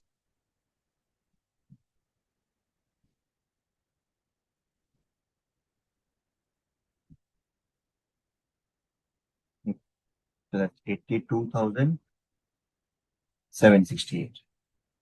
Right? It's again negative. So if you look at all the 4 options, replacing it immediately gives you a positive benefit of 11,400. Whereas if you're replacing it after a year, it gives you a negative. In fact, replacing it after 1 year or 2 years or 3 years or 4 years, in either of these cases, you are having a negative outflow. You are having a negative outflow. Right? So obviously the decision will be to replace the old machine with a new one immediately. So you should replace the old machine with a new one immediately, because that is where you have a positive NPV. In all other cases, there is a negative NPV. Okay, fine, guys.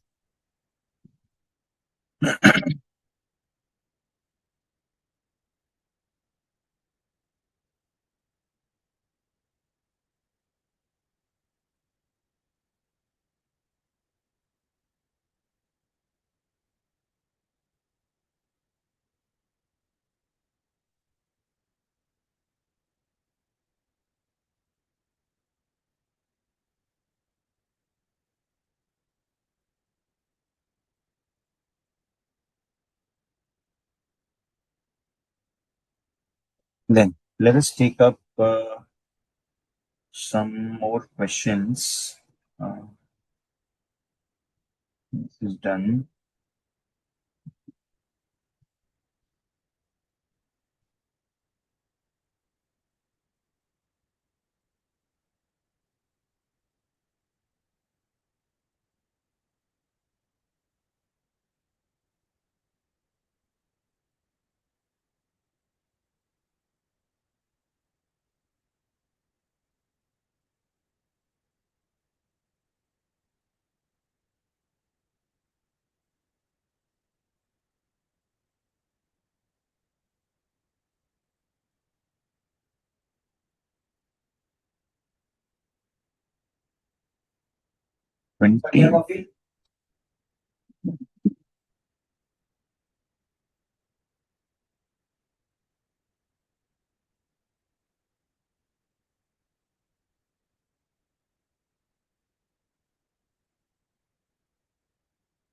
Okay, let's look at question 27. Company Y is operating an elderly machine with expected cash inflow of 40,000. So expected cash inflow is 40,000 in the upcoming year and 40,000 in the next year. Current salvage is 80,000 and next year's salvage is 70,000. The machine can be replaced now with a new, which costs 1,50,000 but is much more efficient, and it will provide a cash inflow of 80,000 a year for 3 years. Company Y wants to know whether it should replace the equipment now or wait a year with a clear understanding the new machine is the best of the available alternatives. So the question is, we have to decide whether we should replace it now or wait for one more year before the replacement is carried out. Okay, so right now uh, what we have over here is that this is so company wants to know whether it should replace the equipment now or wait for a year with a clear understanding whether new equipment is best available and take the opportunity cost of capital as 10%. Okay, so we take the NPV net say the cost of capital to be 10%, and we have to decide whether we should replace it now or wait for a new year. So if I replace it now, I'll obviously have a salvage of 80,000. If I replace it next year, it will be having a salvage of 70. New machine is going to cost 1,50,000, which is more efficient, provide a cash inflow of 80,000 for the year for 3 years. So it's going to provide 80,000 cash inflow for 3 years. Company Y wants to know whether it should replace now or wait for a year. Okay, so now we are simply going to say we have two choices. Either we should replace now or wait for a year and then replace it. Okay. So let us say first is I need to get the NPV of the new machine. I need to have the net present value of the new machine. So let us say NPV of new machine needs to be calculated. Okay, NPV of new machine needs to be computed. So that will be like present value of cash inflow. Let's have a look. The present value of cash inflow will be 80,000 multiplied by its present value annuity factor. So it will be 10% for 3 years. So this will be present value annuity factor at 10% for 3 years. So 1 divided by 1.1, that is 2.486. So that is 80,000 into 2.486. So 80,000 into 2.486. It gives us 1,98,880.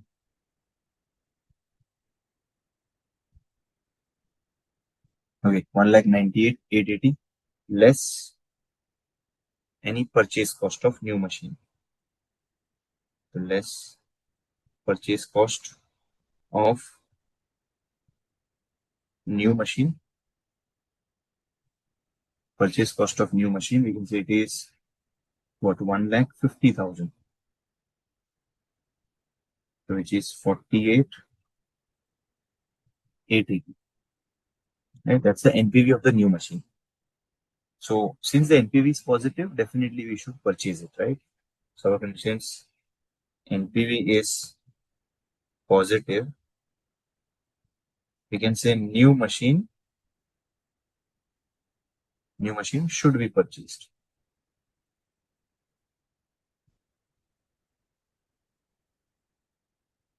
Okay, since the NPV of new machine is positive, we should definitely think of purchasing a new machine. But the point is when we should purchase. So point is we are going to replace now, or we should replace it after a year. So if you're thinking of replacing the machine now, then we will say what is the present value of cash inflow. So present value of cash inflow will be 80,000 into 2 point, sorry, this is if I'm replacing now. So I need to see that if I'm replacing it today, I will be realizing current salvage value. So the current salvage value, you're going to get 80,000. Right? And of course, you will get the NPV, which is 48,880. So in present value terms, you are getting a total NPV of immediate replacement as 1,28,880, which is a positive.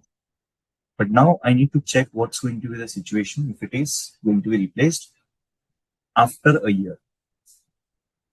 So if you're thinking of replacing after 1 year, then we'll simply say what is the cash inflow in year 1. So cash inflow for year 1, it is 40,000, and realizable value of old machine is 70,000. So total 1,10,000 is going to be the cash flow in year 1, right? So realizable value of old is going to be this, and then also NPV of new machine in 1 year, which is 1,28,880. Sorry, NPV of the new, it is 48,800. Yes, 48,880. So total cash flow in 1 year, it is going to be 1,58,880, right? And we get the present value of cash flow in 1 year will be 1,58,880 divided by 1.1, because we're just bringing that cash flow or NPV which is happening in year 1 to year 0. So we simply say 1,58,880 divided by 1.1, which is 1,44,437. So I have two choices: either to replace it today and get a net present value of 1,28,000, or wait for a year and then replace it by 1,44,000. So which one is a better choice? Which one is a better choice, guys? Do we need to further show these cases EAC year-wise? No, EAC year-wise is not required here in the previous one, because anyways, one thing is becoming positive. Obviously, positive NP will be chosen, right? Okay. So here we have the total NPV 128 and 144. We can definitely say it is, present value of cash flow in 1 year is 144. So we'll be going ahead with this particular choice of replacing it after a year, right? So that's pretty simple. Now, there's a very good question that we have over here, which is question number 29. We'll read it and I'll just show you the solution for that. Okay. So we'll not be fully solving it. It may appear to be a very large question, but trust me, it's not that difficult. Okay. So I'll just show you the solution for that. or rather, I'll just since you have this PDF with you, you can just go through this file. I mean, go through the question 29. Meanwhile, I'll just bring up the solution for that.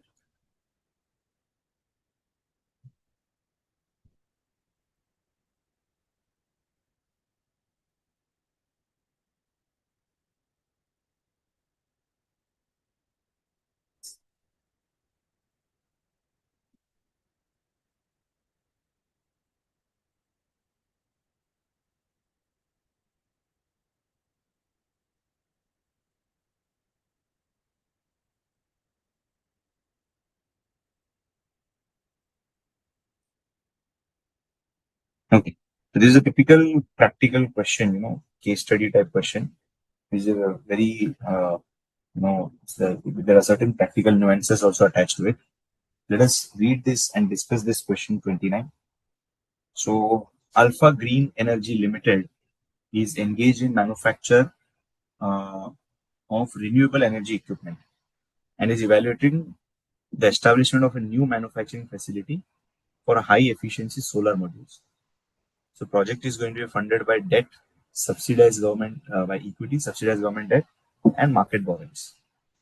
The board has decided the project should be evaluated using adjusted present value approach because the financing package contains several financing side effects. So we have to calculate using adjusted present value, and we know that under adjusted present value, it is going to be base case present value plus the tax saving or present value of tax savings. So finance director has gathered the following information. Cost of land and building is stated to be 120. Cost of plant and machinery is 240. Initial working capital requirement will be 30.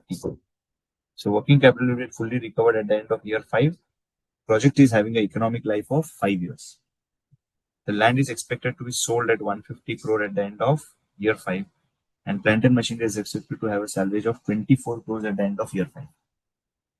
Now depreciation under Income Tax Act is allowable on plant and machinery using written down value method.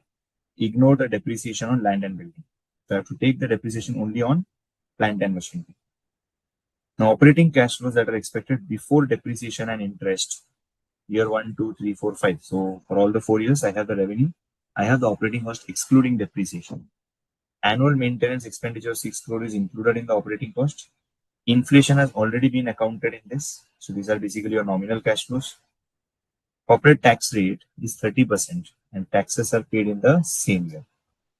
We are going to finance this by government soft loan of 100 crores at an interest rate of 5%, with the similar borrowing from market would have cost 10%. And over here, the principal is repayable in one lump sum at the end of year 5. So basically, interest is going to be paid every year. I got a term loan from bank with amount 120 crores and interest rate of 10%. So principal is repayable equally over year 2 to 5. Interest is payable annually on the outstanding balance. So equity is going to be funded for the balancing. Okay, the principal is going to be paid equally over a period of year 2 to 5. So financing side effect, there's a issue cost savings. If the company is financed project entirely by equity, then flotation cost would be 4% of equity raised. Because of debt financing, the equity issue is reduced accordingly. So we will be basically, saving this flotation cost, right? So we'll be saving this flotation cost if you go for debt financing. Assume flotation cost saving occurs immediately. Government capital subsidy. The government will provide a capital subsidy of 20 crores immediately after commencement of commercial production. And the subsidy is, of course, not taxable. So there's a financial distress cost also. So management estimates that due to the increased leverage, since the project is going to be funded by debt, there is 10% chance that the company may incur financial distress cost of 30 crores. So it's likely that you incur a financial distress cost of 30 crore at the end of year 5. Sale proceeds of land and building at the end of year 5 will be taxable based on the applicable tax provisions. So any capital gain and all. Cost of capital, we have the unlevered cost of capital as 14%. Market value debt ratio of comparable unlevered firm is nil. And discount the operating cash flows using 14%. Compute the base case NPV assuming project is entirely equity funded. So first we have to get the uh, base case NPV by assuming that project is entirely funded by equity. Then compute the present value of tax shields which are arising from government soft loan and commercial term loan. Compute the present value of interest subsidy, compute the present value of flotation cost saving, expected present value of financial distress, and then you get the APV and comment whether the project should be accepted or not. Okay, so it's a fairly good practical question that we're taking up at this end. Okay, so just a minute's time, quickly go through this question once again. Okay, and then we will start the solution for the same.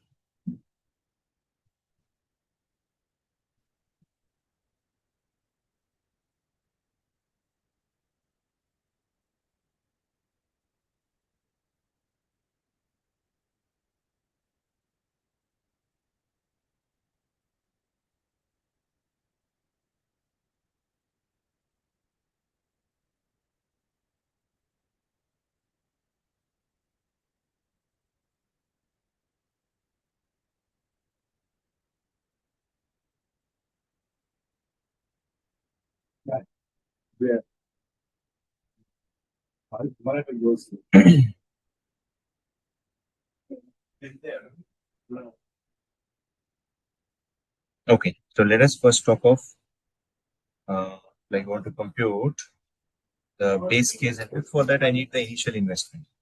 So the initial investment that will be made is going to be land and building, plant and machinery, and initial working capital. Right. So the total investment is going to be 390. Then the next thing that I need to compute is the depreciation. So depreciation, we know it is going to be only on plant and machinery. So we calculate the depreciation on plant and machinery by using the WDV method, which we are very well aware of. You take the opening, you take the depreciation closing, and then the same closing becomes opening for the next year. And anyways, we have the depreciation to be 25%. Okay, that is done. Then the next important part is to calculate the cash flow after. Remember, this cash flow after tax is calculated assuming the project is fully funded by equity. Okay, so we have the revenue numbers. So just took the revenue numbers as it is. Then we subtract the operating costs. Okay, so revenue minus the operating cost and minus the depreciation figures that we have. Okay, we subtract the depreciation figures. Okay, and then you get the profit before tax. You subtract tax, you get the PAT, add back depreciation, and then you get finally the CPAT, which is cash flow after tax. So this is like the procedure which we have been following since we might have started the capital budgeting chapter. Okay, fine. If you wish, you can take a screenshot of this. There is nothing, extraordinary which we are doing in this initial part of the question. Just the CFAT calculation normally as we do. Then we go for base case NPV, which is the unlevered NPV, or assuming that the project is fully funded by equity. So if you're saying that project is fully funded by equity, write down the initial investment of 390, take the cash flow after tax for 5 years, which we computed. Then in the 5th year, you'll be selling off the plant for 24, which is given in the question. Sale value of land and building is given. Working capital will be recovered. Then tax on land. Right. So we have a point over here. Inflation has been incorporated. Tax is given. See, the sale proceeds of land and machinery at the end of year 5 will be taxable on the applicable tax provisions. So when it comes to tax on land, like you have sold it, the land is being sold for, 1 second.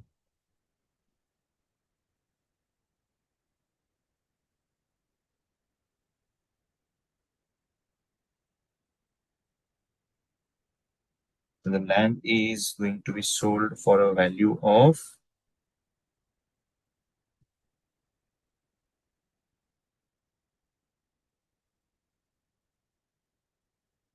Sale proceeds of taxable as per the, then the sale value of land. This is where we have it. Inflation has been taken care, equity, financing side effects. The land is expected to be sold at 150 crores at the end of year 5. So the sale value of land will be 150 minus 120, which is multiplied by 30%. So on 30, you're paying 30% tax. So 9 is the tax that you're paying, right? And what about the sale value of machinery? Plant and machinery expected to have a salvage of 24 crores. So we're going to sell it at 24 crores at the end of year 5. Okay, so 24 crores. Of course, the closing value is 56.95. We are going to sell it at 24 crores. We're selling it at a loss. So I'm not considering the tax savings over here. If you take that into account, that tax savings can be made on the capital loss, then you can include it in a solution. So that is an assumption which you can definitely take. So we're saying tax on land is computed as 30 into 30%, 9, 4.67, and then the government subsidy which you are receiving at the end of first year, that is 20, which is 17.544. So simply take the present value, and remember this entire calculation is based on the assumption that there is no loan, there is no debt. Okay. Then when we look for the levered thing where we adjusted present value, I need to add the present value of all the tax savings. So we'll say present value of tax shield arising from the government loan. It will be interest, which is 100 crores into 5%, 5 crores, because every year you're going to pay 5 crore interest. So we just say the present value of tax saving on 5 crores, you're saving 30% tax. So in present value terms, present value of tax shield or tax savings from government loan is 6.49. And then present value of tax shield arising from the bank. So bank is needs to be paid, the installment is going to be paid. So we need to prepare an amortization schedule like this, where you have the opening balance, you take the interest and repayment. We know from the second year onwards, every year you are paying 30, 30, 30 to repay the loan. And then of course the interest is computed on the similar line, whatever is the opening balance. So like second year opening balance was 120. On that interest of 10% is 12, but you repaid 30, so your closing balance is now 90. So for this interest, you compute the tax saving and then take the present value of it. Then present value of interest subsidy from the government, that is simply like the difference between the rate of interest charged to you in the open market and what the government is charging. The government is charging you 5%. In the open market, it is 10%. So that is simply 21.65 crore, which is the present value of interest subsidy from the government. Also, if you go for issue cost, you will be saving in issue cost due to the equity funding. So if you're going for debt funding, you will be saving in the issue cost. So that's going to be 4% of 390 minus 100 minus 120, which is the issue cost. Right. So if you're going to go for equity funding, you have this 6.8 crores being saved. Okay. And then present value of financial distress cost. Like if you take a debt, it's not that you're only going to enjoy the benefit of tax saving. You also tend to have a distress cost of 1.8627. Okay. And finally, when you want to compute the adjusted present value, that's going to be your base case present value, which you have computed. To that, we are going to add the tax savings from interest. So tax savings from interest is coming from two sources, one from the government loan and another from the bank, 6.49 and 10.07. Okay. And then we also subtract the savings in issue cost due to equity funding. So if I go for debt, I'll have to, giving up this flotation cost. So I'm going to subtract that flotation cost. And finally, I need to also subtract the distress cost. So this is like adjusted present value is like what all extra things are going to happen if you're going for debt funding. So if you're going for debt funding, you will be saving tax. You'll be saving tax on your interest payments. Secondly, you will be also incurring the distress cost. So that is a subtraction that we need to do. And also one more thing is that if you go for debt issue, you will be not issuing equity that much. So because of that, you will be essentially, present value will be savings from equity funding. So instead of equity, if you're going for debt, you need to incur this extra, what do you say, issue cost. So this is your extra issue cost that is going to be incurred. That also needs to be accounted when we are calculating the adjusted present.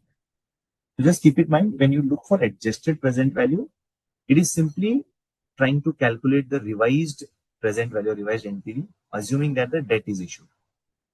So if the debt is issued, you're going to save tax, you're going to incur some additional flotation cost, you're going to incur the financial distress cost.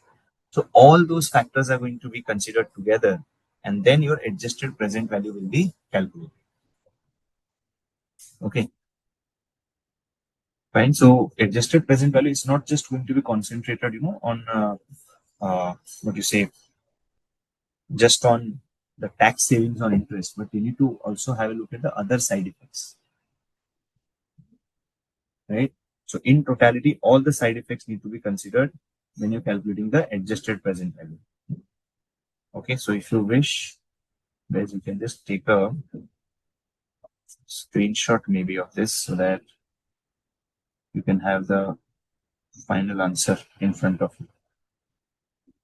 If you wish, you can take a screenshot of this entire solution. Jagbandhu ji, Yes, sir. sir, can we do one thing? You just share these 2 or 3 pages Yeah. so that we can share among the students. Sure, sure, sure. We will do that. Okay, we will upload them as notes. Okay. Okay, Right. or any other thing you consider that they are worth of taking the screenshot. So you also share with them. We will share it with student. Okay, student, don't worry. We will share it with you. Smooth question that, best okay.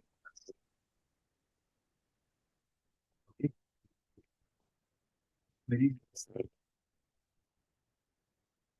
very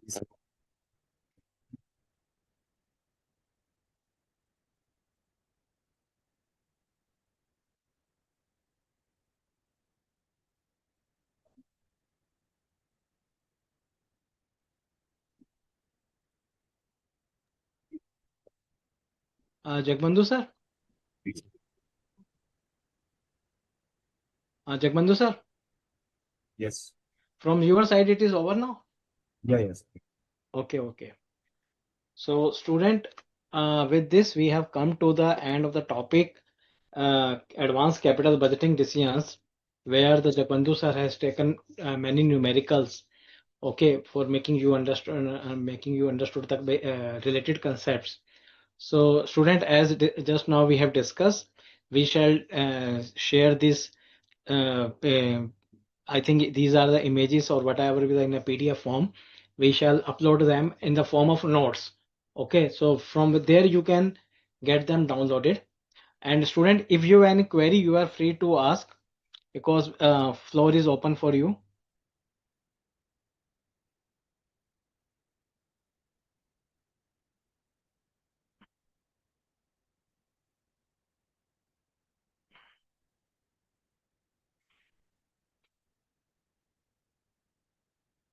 Okay, I think the student does not have any queries. So student, thank you for your patient listening and making this session interactive. And we also thank the Jagbandhu sir for sparing his precious time and enlightening the student on the same topic. Now, as a practice, I am sharing with you my contact number, that is 01203045 956. Thank you, Shailendra ji. Uh, and our email ID is sfm-final@ici.in. So right now we are also receiving many queries of the student and we are replying. Sometime it may be possible that we may take about 48 hours. So please have some patience. So we will reply the same, of course, in a query. So student, thank you very much once again, and thank you very much, Jagbandhu sir. Thank you very much again. Now in the next class, we will start the fresh topic, that is the security analysis. So student, I request you to please also join the same because this topic is also very important from examination perspective. Thank you and have a nice day. Thank you, sir. Yes.